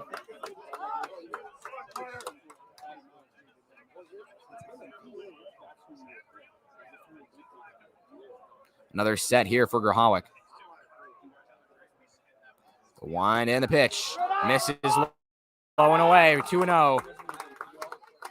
So a couple of extra base hits for the Warhawks who have been lighting it up at the plate. We've had so far today the double from Eldridge, the double from Cassidy, the triple now from Papathanassiou. We're in the fourth. The Warhawks lead at 7-3. 2-0 count. The pitch is fouled off to the backstop off the mask of the catcher Fila. Count is 2-1.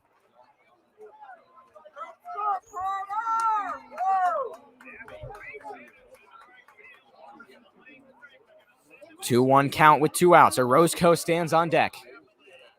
Nearing the bottom of the order here for the Warhawks for the third time in these 4 innings. Breaking ball called strike 2. The count is even. And good job by Warhawk getting back in it. 2 balls, 2 strikes, 2 outs. 4-run lead for the Warhawks. Papathanassiou off third. The set. Here's the wind and the pitch. Swung on and missed. And Tuft is tagged out. So that's going to end the inning. The Warhawks with a couple of base running miscues only get a run out of it. We'll go to the bottom of the fourth. And we'll see if Madison's able to hold West Springfield. Eldridge jogging over to first, possibly to preserve his pitch count for a later game. Looks like he'll be done at the mound after just 3 innings. We'll find out who's pitching next after this.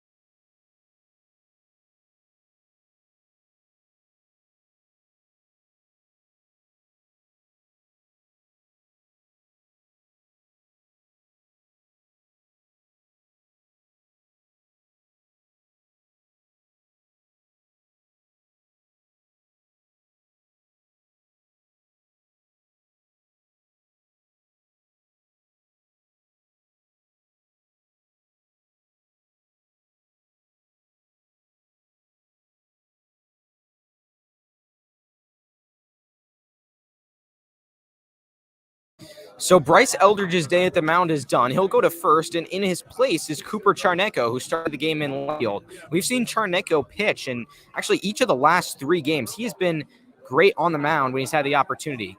Of course, 2 innings pitched in the last game in the region final against Westfield. 2 innings, 1 run allowed, did get the loss, but pitched pretty well overall. He had 5 strong innings as well in the region semifinal against Oakton. Stayed in the game a little long, though, got blown up for a 5-run 6th. Came out of it after 5 2/3 innings pitched. But for overall, a very quality start. And, of course, most teams would be ecstatic to see Bryce Eldridge out of the game. I'm sure West Springfield is as well, but maybe slightly less ecstatic given that they were actually able to get some hits off of his fastball. So Charnecko, the number 2 pitcher, comes to the mound. Warhawks lead this one 7-3 in the bottom of the fourth. Charnecko, also a senior, plays primarily at first base and in left when he's not pitching. Now Sammy Choi will come up for his first time up. He had a sacrifice bunt and actually ended up reaching first on an error his first time up. The first pitch is a fastball low and away for ball 1. So Eldridge's final line, 3 innings pitched, recorded 6 strikeouts, 3 runs, all earned, a higher pitch count per inning than he had last game, that's for sure. That one misses outside. Count is 2-0.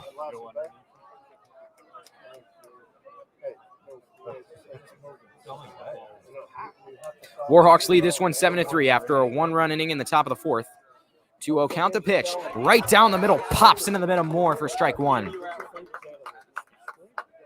Charnecko tends to have good command around the zone. Not a ton of break on the off speed, but just good placement on the edges and corners. Here's the 2-1. That one misses low, heads into the backstop. Count is 3-1 on the opening batter of the inning. So the Warhawks led this one 6-0 at one point in the top of the second. Have had some opportunities, but only scored 1 run since. They lead by 4 in this state quarterfinal as West Springfield tries to stage a comeback. That one's fouled off, out of play. The count is full at 3-2. So the Warhawks have had some opportunities just handed to them on a spoon. An error earlier today for Spartans, and now the full count pitch is smoked in the left center. West Springfield's like this spot, but a nice play made out there by Carter Tufts. 1 out in the inning.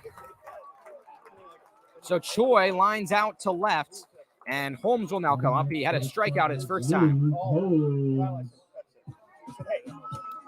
So Holmes again with a strikeout first time up. Playing at first base today. Here's the one and the pitch. First one is a called strike on the outside edge, nothing in one.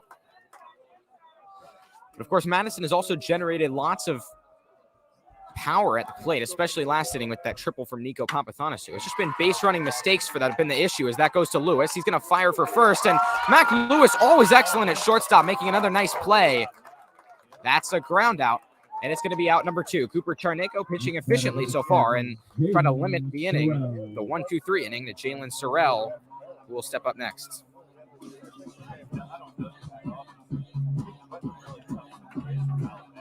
Oh, no, boy. You gotta help.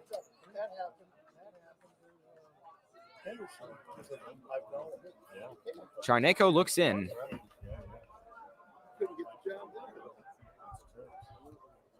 Here's the one and the pitch.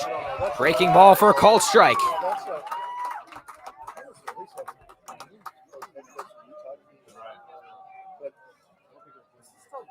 Nothing in one with 2 outs. Next pitch is swung on and missed in the dirt. Strike 2. Charnecko starting to light it up in relief, and a couple of some early hacks too on these pitches, which is hard to adjust from mid-90s to a velocity certainly far less than that. Sorrell singled his first time up. We'll try to get it going here in his second at bat. Here's the 0-2. That one's popped down the first base side. So that time Sorrell was actually a little late on it.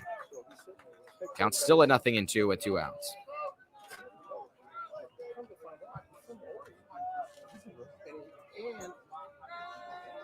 No balls, 2 strikes, 2 outs.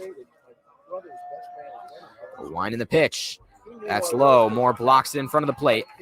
Count is 1-2. VHSL state quarterfinal for Class 6 here between the Spartans and the Warhawks. The Warhawks lead this one 7-3. Here's the wind and the pitch. Check swing. Did he go? They'll say yes. Cooper Charnecko finishes off a 1-2-3 inning. How about that start in relief for Charnecko? Line out, ground out, strikeout. Great to see for the Warhawks. We'll move to the top of the 5th with Madison leading by 4.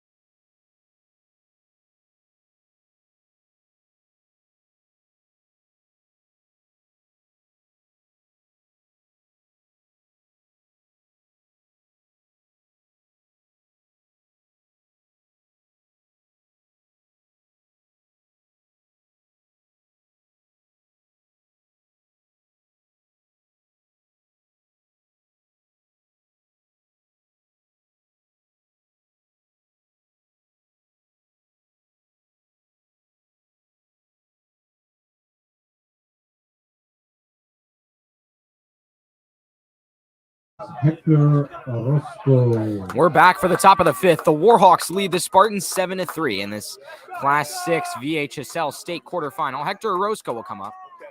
He has a strikeout and a ground out today. Will now come to the plate. He wasn't in the batting lineup last game, was still in center field, though, his typical position. Here's the pitch. Orozco gets solid contact to right center. Treasure's chasing it down. It'll fall. It's another extra base hit. Orozco's firing. He's going to stop at second with a leadoff double. And even the bottom of the order now getting involved as there's a runner in scoring position for the Warhawks. It's another big hit. Terrell will come up next. He had a strikeout and a ground out his first couple times up. Next batter, Kyle Tyrell. Terrell was 0 for 3 with a sacrifice bunt his last game.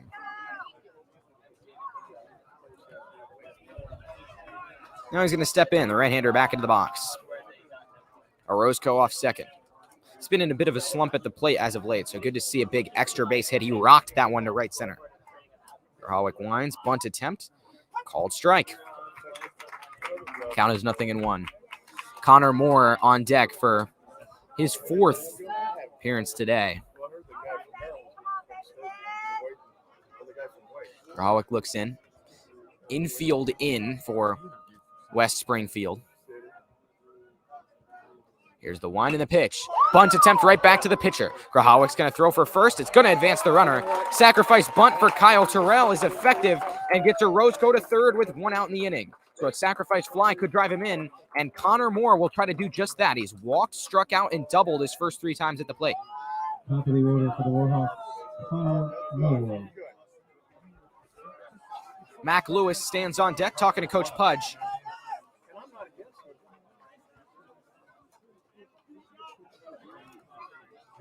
The left-hander Moore steps in.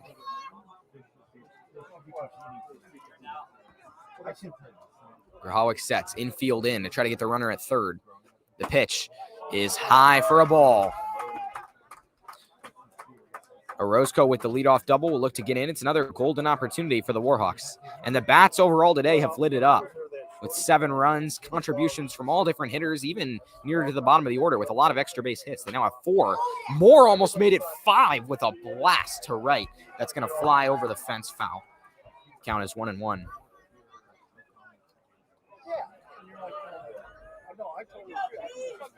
Moore steps into the box. 1 out, runner on third.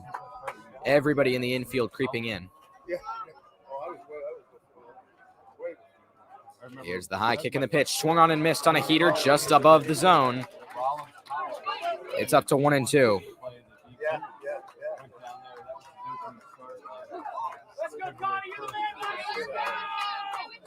Two strike count on Moore.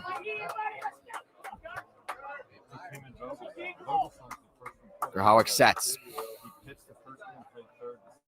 Moore calls time. Finally gets it.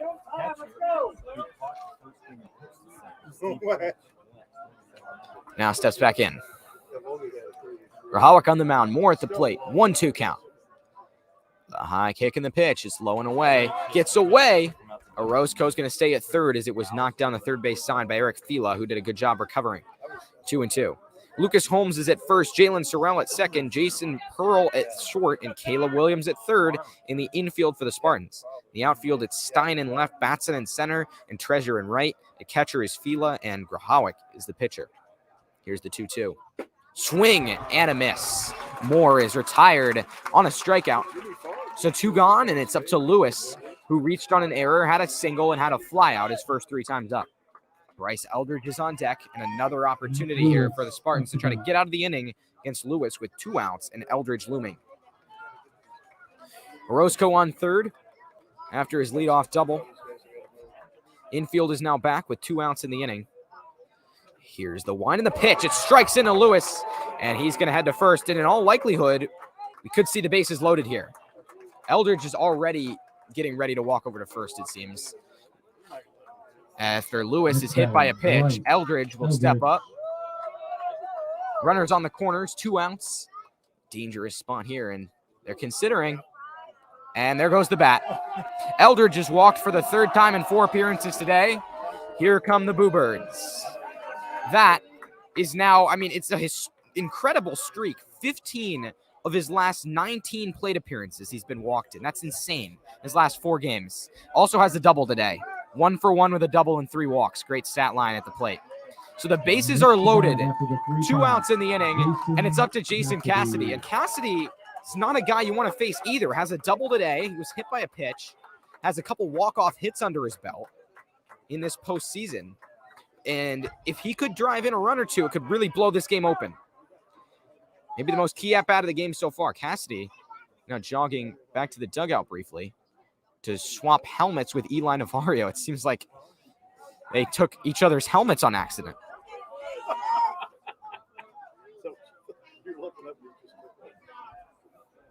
Now Cassidy, the right-hander, steps to the plate. Orozco off third. Lewis off second. Eldridge off first. Eldridge, now that he's no longer pitching, will run for himself. That pitch is swung on and missed for a strike. So to recap, of course, Jason Cassidy, he had the walk-off sacrifice fly to win the district against Westfield. Then the game after that, a walk-off single in the 10th to beat Wakefield in the region quarterfinal. The pitch is low and away on a breaking ball. 1-1 is the count. Navarro getting warm on deck.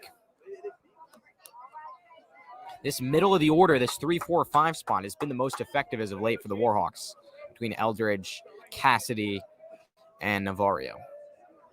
1-1 count. The wind and the pitch. Swung on and missed. Low and away. Fila can't find it. Orozco's going to head for home. That's a run across. And 2 runners still in scoring position. So a wild pitch, and Fila didn't know where it went.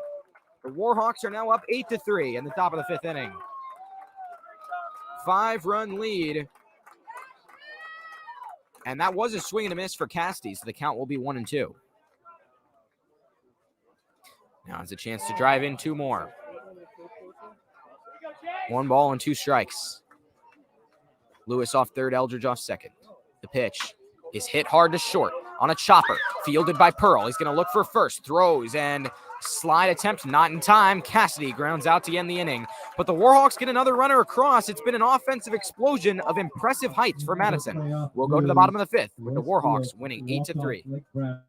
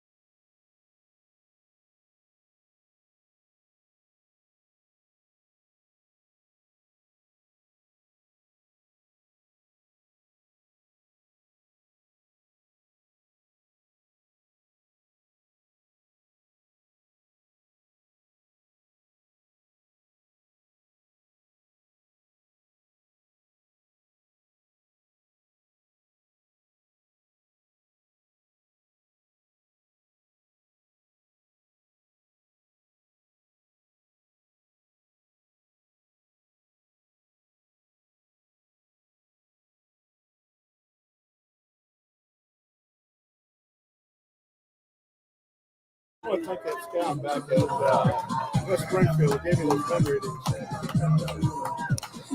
Back at it.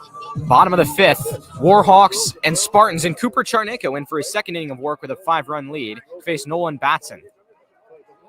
Charnicko winds and delivers. That one swung on and missed for strike 1.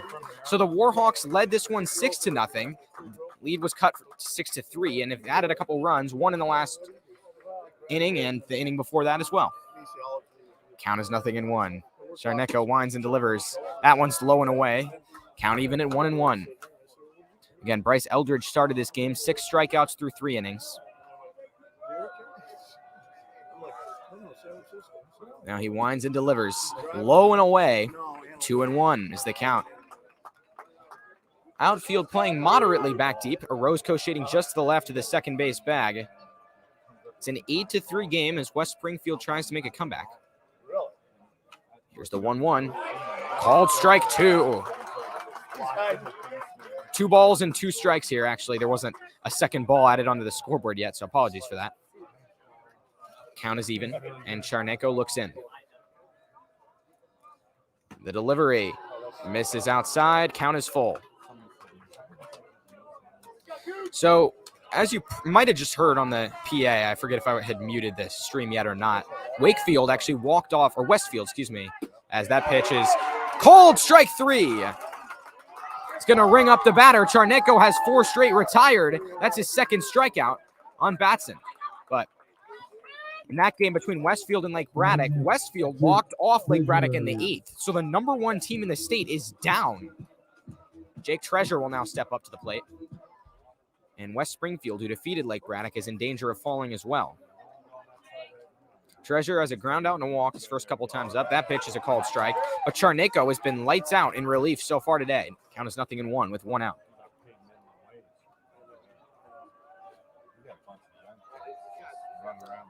The one in the pitch is low, gets away, and that evens the count.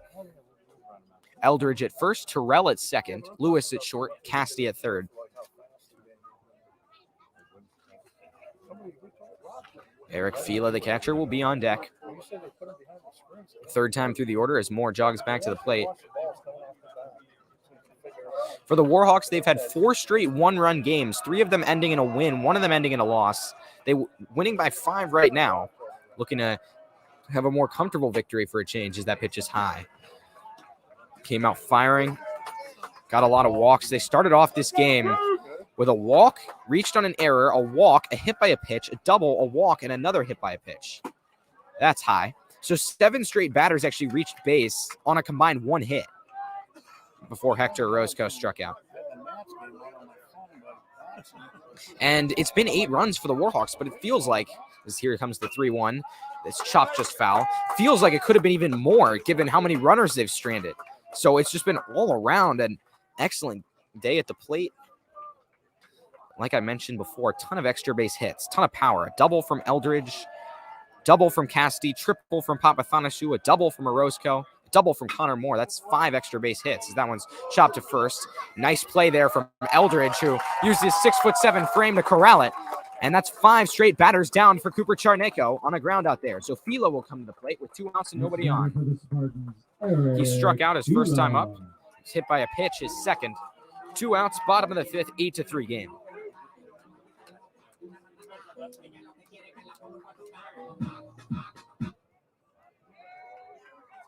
Fila, the right-hander, steps in.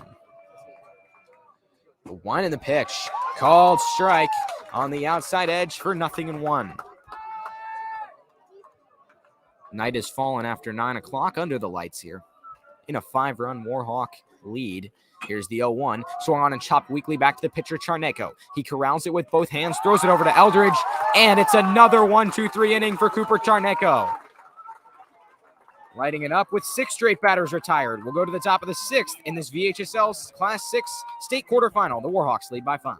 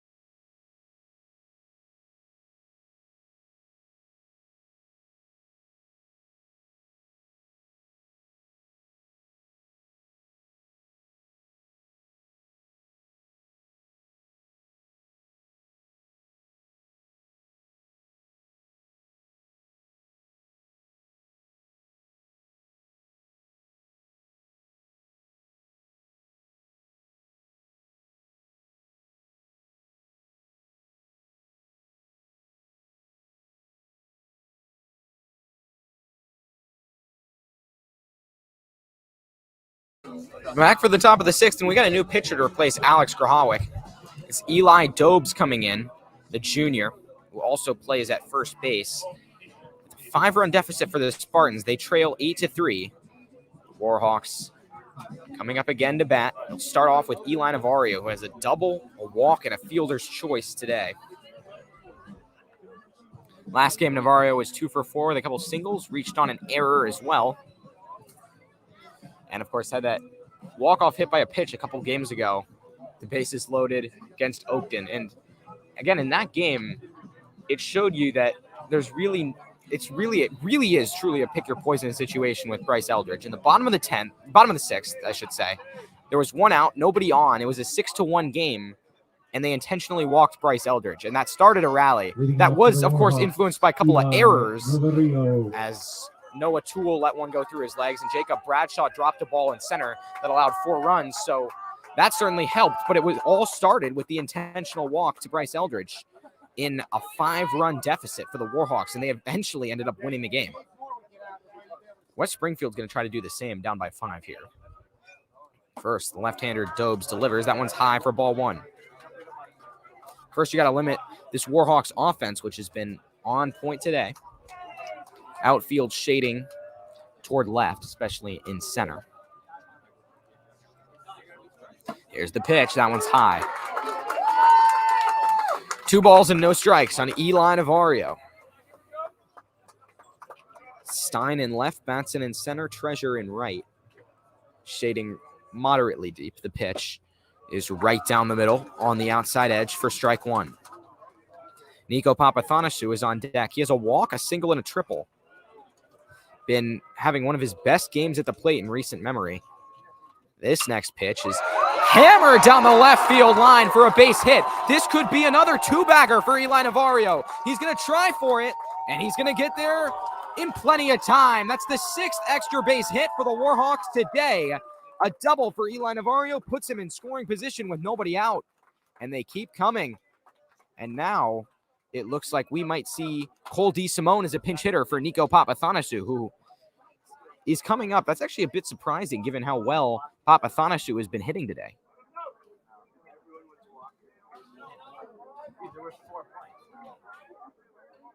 So Navarro reaches second with nobody out. And Cole DeSimone, if he came up, you'd be trying to come off his appearance last game where he's 1 for 4 with a single. Charneco stands on deck. And DeSimone, who pinch ran earlier this game, comes in. Warhawks up by 5.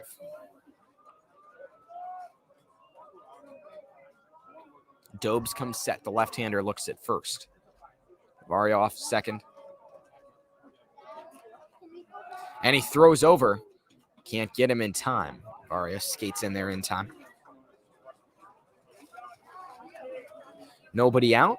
1 runner in scoring position for Madison, who leads by 5.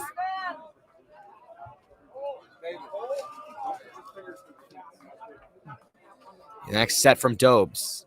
And the pitch is going to miss low. First pitch of the at-bat is a ball. And now the catcher for West Springfield, Eric Fila, will come out for a quick chat, head back to the plate as soon as he came. 1-0 count on DeSimone. He steps back in.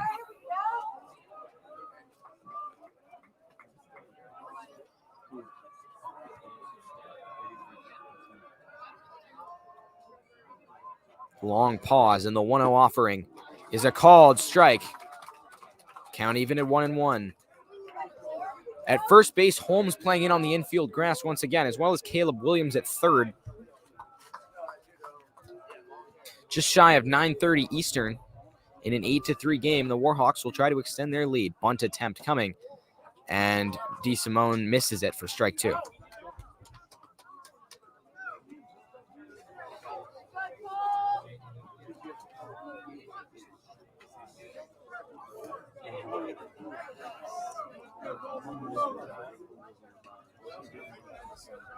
One ball, 2 strikes. The left-hander DeSimone taps his cleat. With dirt on his uniform from pinch running earlier, steps back in. State quarterfinal, top of the 6th. The winner takes on Charles Colgan on Friday. The time is called. Stepping out there is Cole DeSimone. That semifinal game scheduled for actually 1 p.m. on that Friday. So a day game during the week, which is rare during the regular season, and that one swung on and missed for strike 3. DeSimone is retired, 1 out in the inning with a runner still in scoring position. After the strikeout, it's going to be Charneko stepping back up, who is back in his 7th spot after having Carter Tuff come in for him the previous at-bat. Charneko was hit by a pitch, had a strikeout his first 2 times up.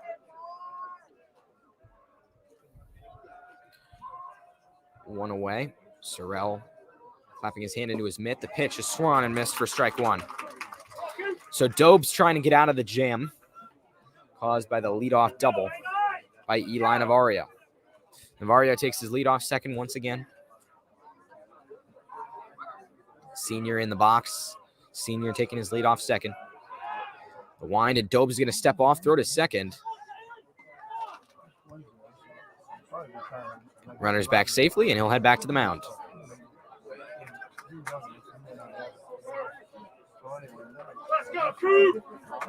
Count is 0-1. And the set. Sorrell creeps over again. Here's the pitch. Low for ball 1.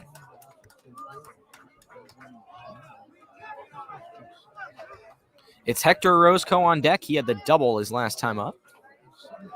Outfield shaded slightly toward left center. Not by much, actually. The center fielder Batson's pretty straight away.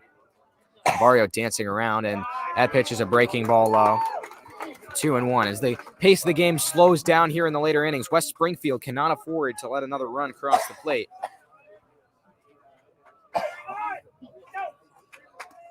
Dobes looks in, and the reliever comes set.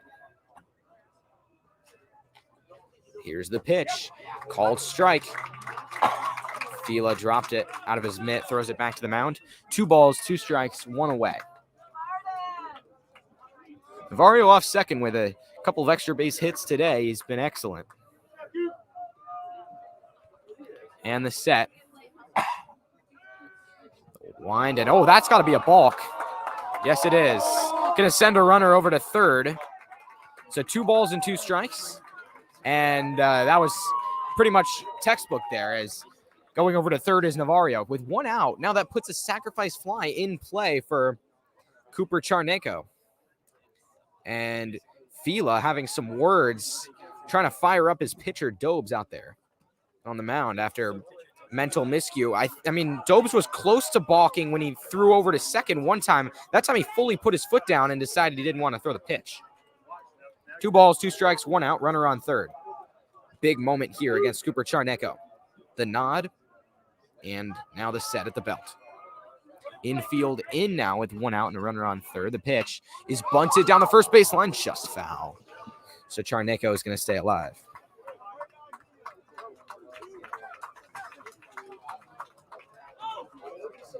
Still a packed house here as night has fallen. Playing under the lights at Tugwell Yards in West Springfield for the VHSL Class 6 state quarterfinal between the Spartans and the Warhawks. The winner takes on Charles Colgan on Friday at 1 p.m.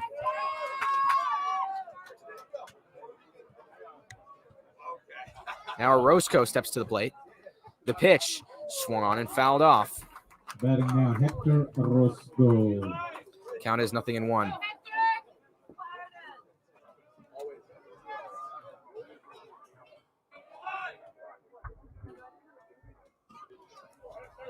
Here's the next set from Dobes. The wind and the pitch. Swung on and missed high. Throw comes to third. It's knocked down. It's going to go into the outfield. Navario could score. He's going to head in. And it gets another run across for the Warhawks. So 0-2 is the count, but the Warhawks have added another. It's Madison 9, West Springfield 3. Huge run scored for Navario, and Fila's throw was probably ill-advised. There was a little high, and Navario, I guess, bumped into the third baseman, Williams. So after Charneko was retired, Orozco steps up. He's in an 0-2 hole with 2 outs, but a run has been driven in.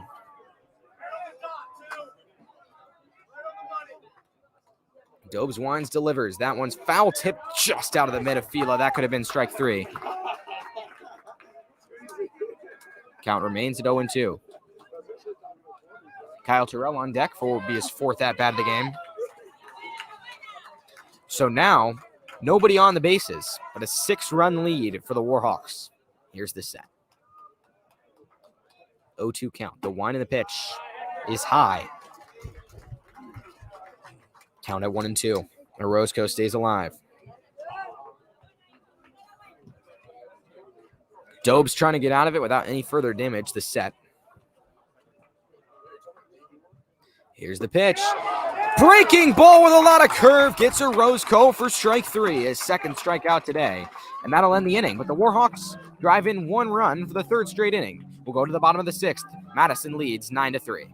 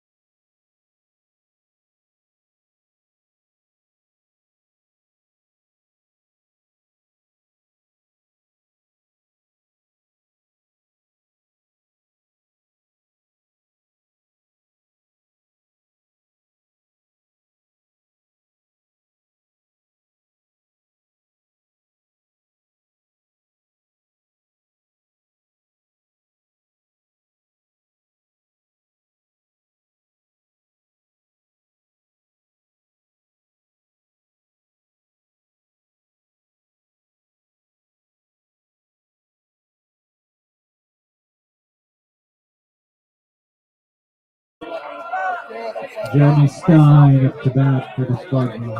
We're back for the bottom of the 6th. 9-3 lead for the Warhawks over West Springfield. And Cooper Charneko, who has retired 6 straight batters since coming into the game, delivers his first pitch. It's fouled off into the backstop. Count is 0-1. Stein with a double and a strikeout his first couple times up. And it's a much-needed time for a rally for the Spartans. But Charneko has been pitching lights out so far. Under the lights. He's been turning them off. That one's high. The count is 1-1.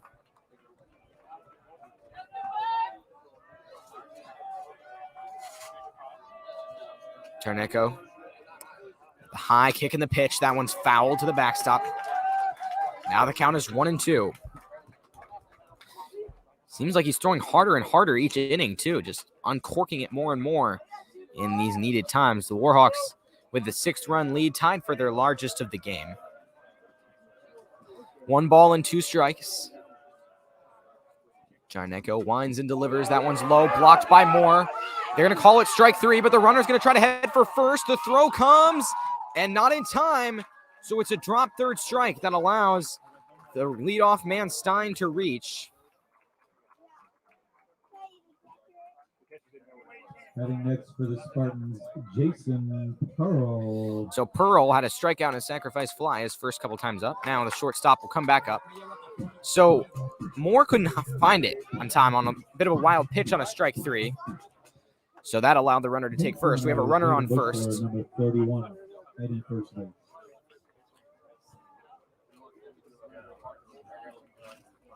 And Jaden Bushler, the pinch runner over at first. Excuse me. With nobody out. Now stepping up is Pearl. Charneko, so that last one wasn't his fault. Would have retired 7 straight batters as that one's fouled off high. Towering fly ball into the trees. Count is 0-1.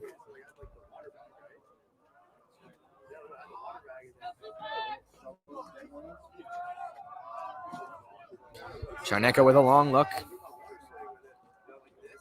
Shakes off the sign. Now comes set. Here's the lead off first as well. Eldridge guarding the bag. The pitch is just away. Count even at 1-1. Bottom of the 6th in this VHSL Class 6 state quarterfinal. The Warhawks lead this one 9-3.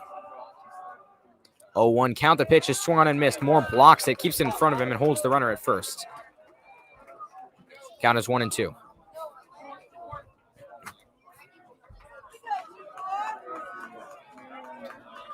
Stepping off the bag is Bushler.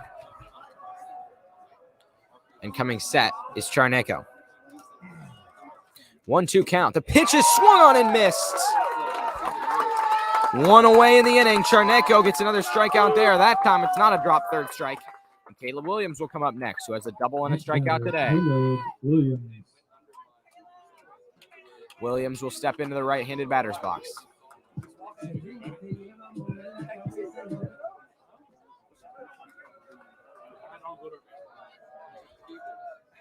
Runner on first, 1 out. Throw comes over. The tag is down. That was a close play. But Bushler escapes, gets back safely.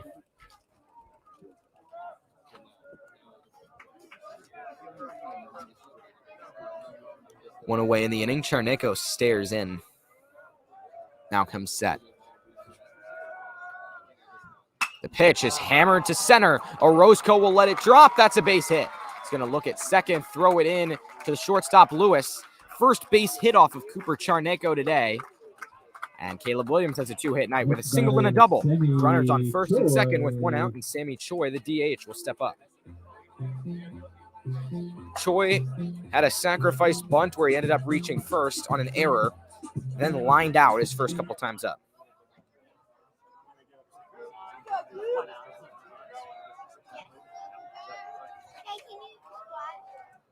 One out, 2 runners on. One of them in scoring position now. Charneko steps off. And like I mentioned, was credited with the loss in that region final against Westfield, but pitched 2 innings, 1 run allowed. 5 2/3 with 6 allowed in his last start against Oakton. He had allowed 1 run through 5 and then stayed in a little too long, allowed a big 6th, but the Warhawks came back from a 5-run deficit to win it anyway by a score of 7-6 with a walk-off. Here's the set. The wind and the pitch. It's just outside. The count is 1-0.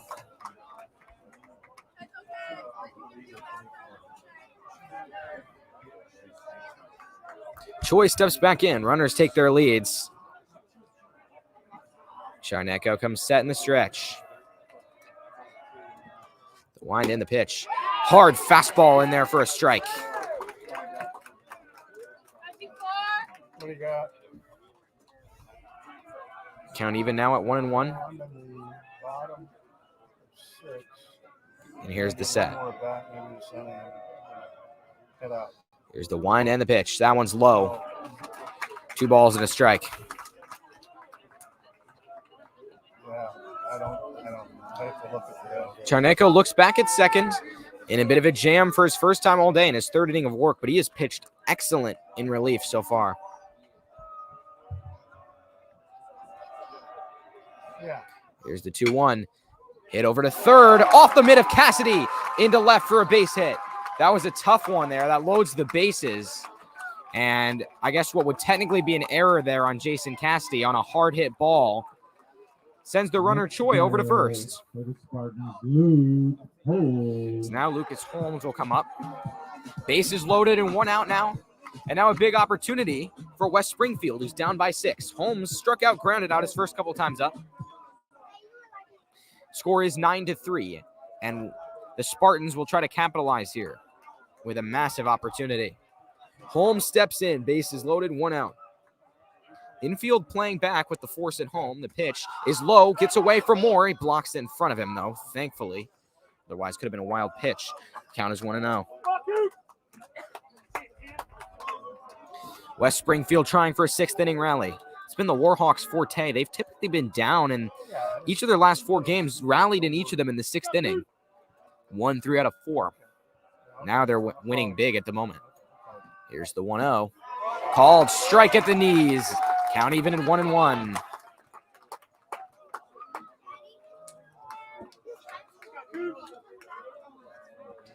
One count. Charneko from the stretch looking in. Bryce Eldridge pitched 3 innings, allowed 3 runs, all earned today, 6 strikeouts. The pitch is low. Moore blocks it again, 2-1.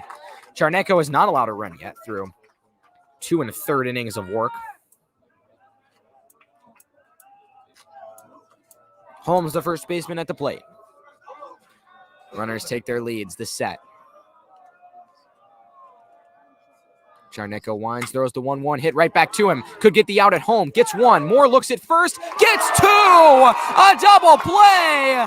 And that's going to end the inning. How about that team effort by Cooper Charneko and Connor Moore?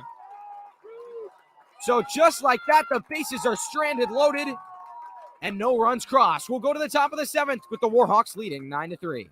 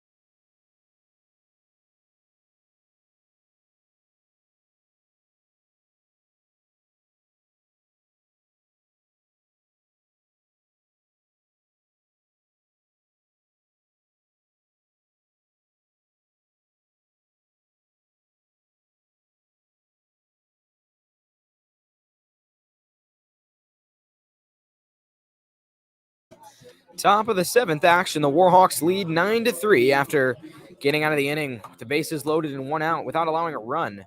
Excellent work by Cooper Charneko and Connor Moore to turn a double play. Leading off the top of the In fact, for the Warhawks, the rare 1-2-3 double play. So it went to Charneko, back to home, and then went to first. Don't see that often. Now Dobes, the left-hander, will look in to face Kyle Terrell. Finishing off 4th time through the order. Terrell steps out. So, of course, West Springfield was hoping to get some runs across in the 6th. Now, chance of a rally look very low.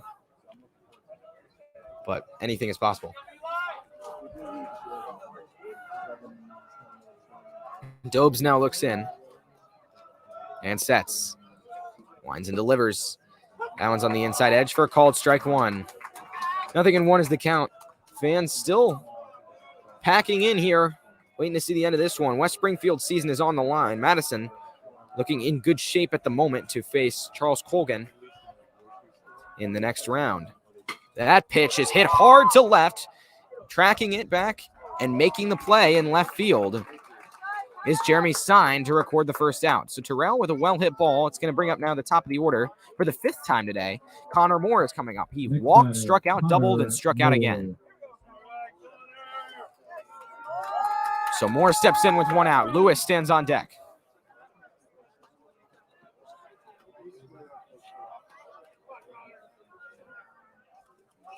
Dobes looks in. Here's the one and the pitch. That one misses outside for a ball. Another one of those lefty-lefty matchups that the Warhawks often have at the top of the order when they face left-handers on the mound.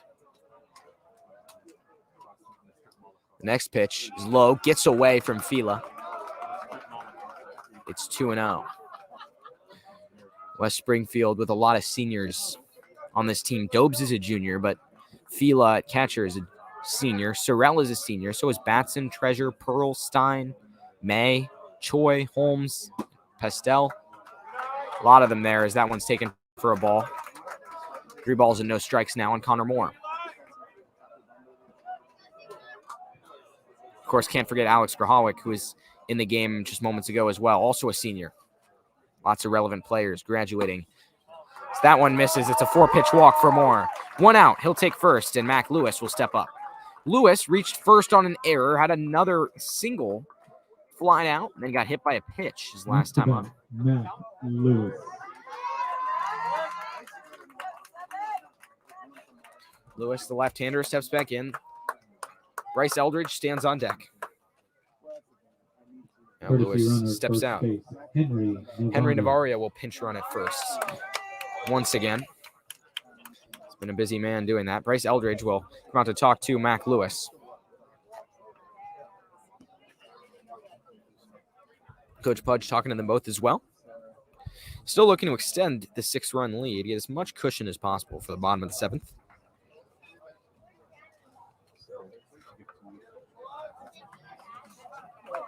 That's Henry Navarro at first base. Excuse me.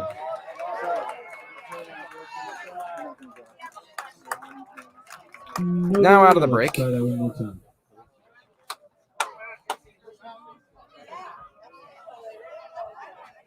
Lewis steps back into the box. Navarro off of first. Outfield moderately deep, actually playing shallower than usually outfields play Mac Lewis, despite him being a good contact hitter. He's got a lot of power as well. Almost had a home run last game that just, I think, hit off the foul pole and right. It was hard to tell. It caused a lot of controversy because Coach Pudge thought it should have been a home run. It was not called that way, though.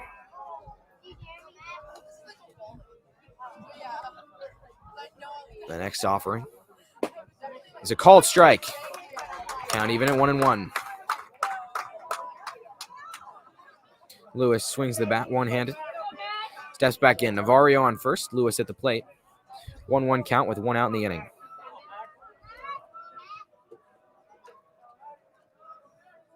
Runner goes. The pitch is swung on and missed. Throw comes to second. Can Navarro get there in time? He does! Just safe by the skin of his teeth. Now he's in scoring position. 1-2 count with 1 out, but Navarro advances. It's a key stolen base there for the Warhawks.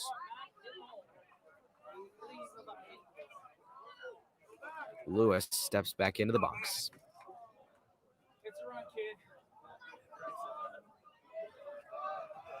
Dobbs sets, winds, throws, swing, and a miss. And Lewis will head back to the dugout. 2 outs, runner on second, and Bryce Eldridge will come to the plate. Eldridge had 3 walks and a double so far today. Will they walk him? Will they not? It's been 15 walks in his last 19 plate appearances. Make it 16 and 20, and the boos are coming in. This is perhaps the loudest they've been, and this is at an away park. So with a runner in scoring position, they're not going to let Bryce Eldridge hit. It's a 6-run lead right now for Madison, and Jason Cassidy will step up. Now time is called. And we're going to have a meeting at the mound with 2 runners on and Jason Cassidy coming up to the plate.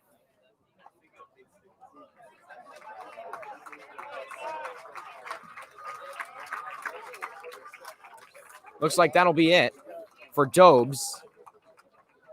Now we'll have a new pitcher coming into the game, the 4th of the game for West Springfield.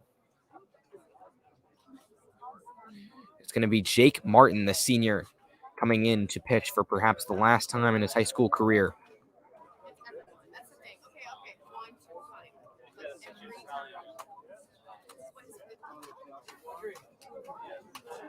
So while we have Jake Martin warming up, we will step aside briefly. Top of the 7th, the Warhawks hold a comfortable 9-3 lead with a couple of runners on base as well.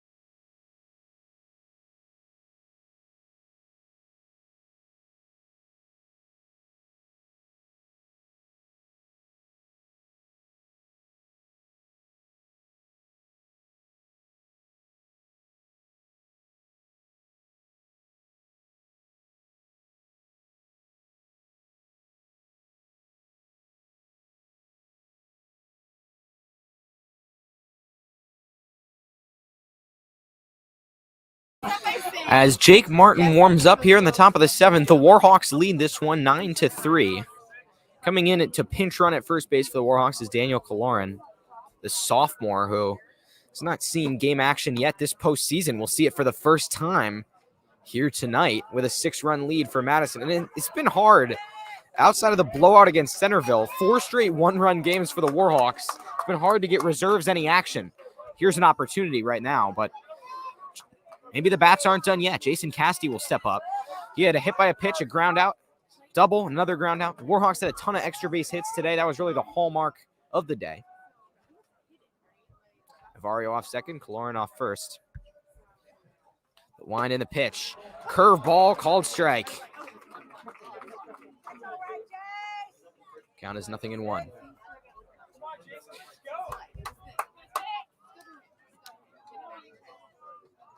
So now Martin steps off the mound. Senior looks back at second, steps back on the hill.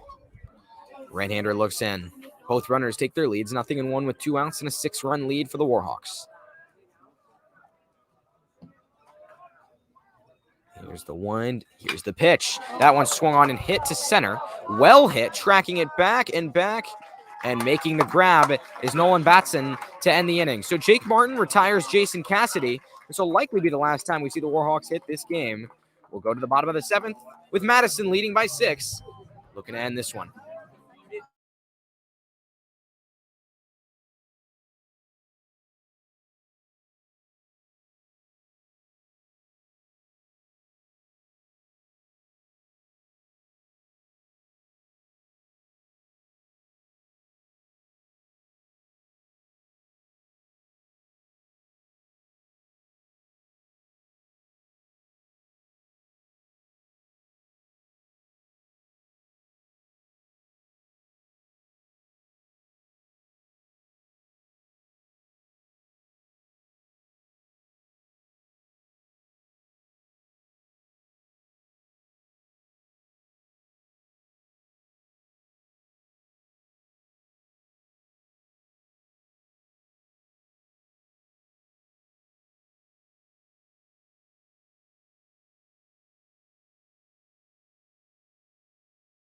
Bottom of the 7th, and the Warhawks have a new pitcher. It's going to be Jason Cassidy coming in to try to close this one out. Cale Yates often pitches and plays third base. Also comes in at third. It's Mac Lewis at second, Terrell at second, Lewis at short, and Bryce Eldridge at first still. Then Navarro, Orozco, Cole DeSimone round out that outfield. Moore still at catcher. So bottom of the 7th in a 6-run game. And coming up first will be Jalen Sorrell for West Springfield, who will try to stage a miracle comeback.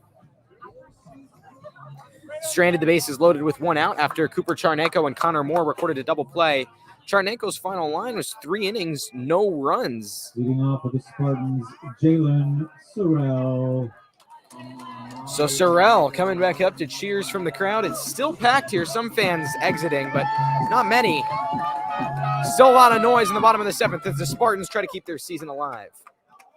The winner of this will play Colgan on Friday in a neutral site game at 1 o'clock. VHSL Class 6 state quarterfinal. And Cassidy goes to the belt. Winds and delivers. Pitches low. Bryce Eldridge, despite allowing 3 runs, will likely get the win. Not a save opportunity right now for Jason Cassidy, even if it's a 6-run game. Here's the 1-0. Inside, ball 2.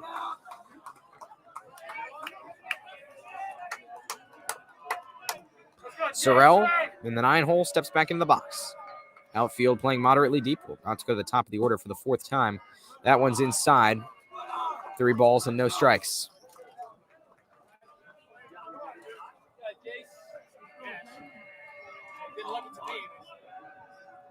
Cassidy comes set. Working quickly, that pitch is on the outside edge for a called strike.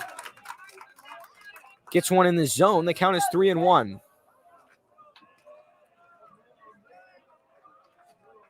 Another set. And another delivery. Called strike 2 at the belt. 6th pitch of the at-bat coming on Sorrell.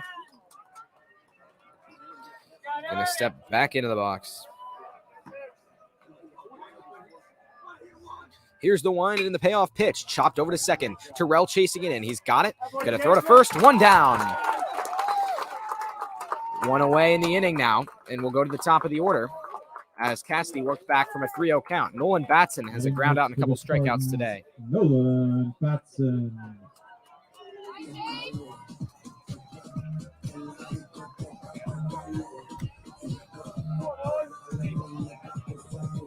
Batson steps in, bottom of the 7th in this Class 6 state quarterfinal.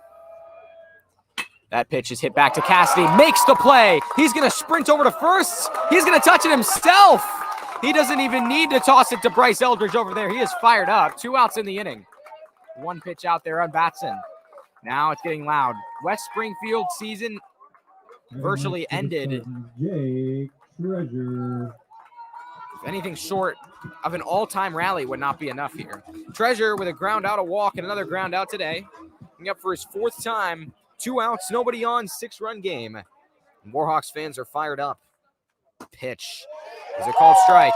The Warhawks scored 4 runs in the first, 2 in the second, led by 6. Lead was cut to 6-3, but the Warhawks extended it again. 1 run in the 4th, the 5th, and the 6th. This one's chopped back to Cassidy. He's going to throw for first. It's high. Gets away. The runner reaches on an error.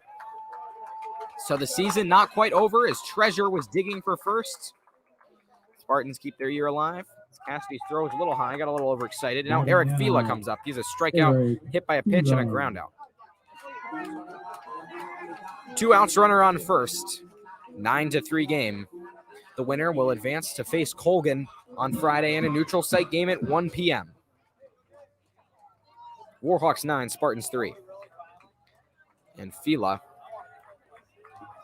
now steps in just after 10 o'clock here in the unusual 7:30 start. Usually it's 6:30 for games on a weekday, not for the state playoffs. That one's low.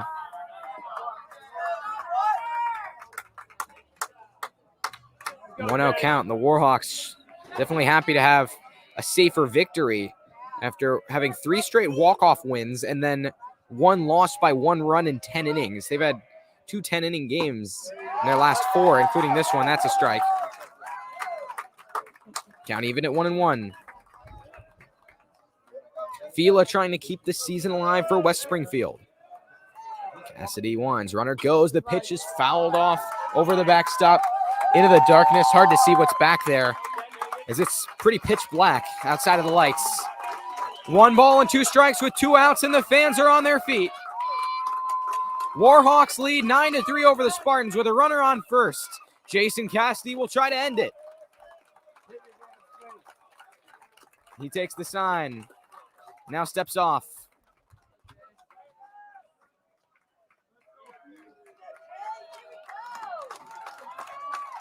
One-two count. Here's some noise. Here's the pitch. Swung on and fouled back. Staying alive is Fila.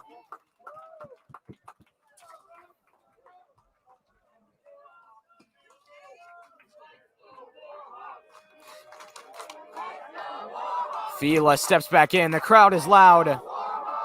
The road Warhawks crowd has taken over.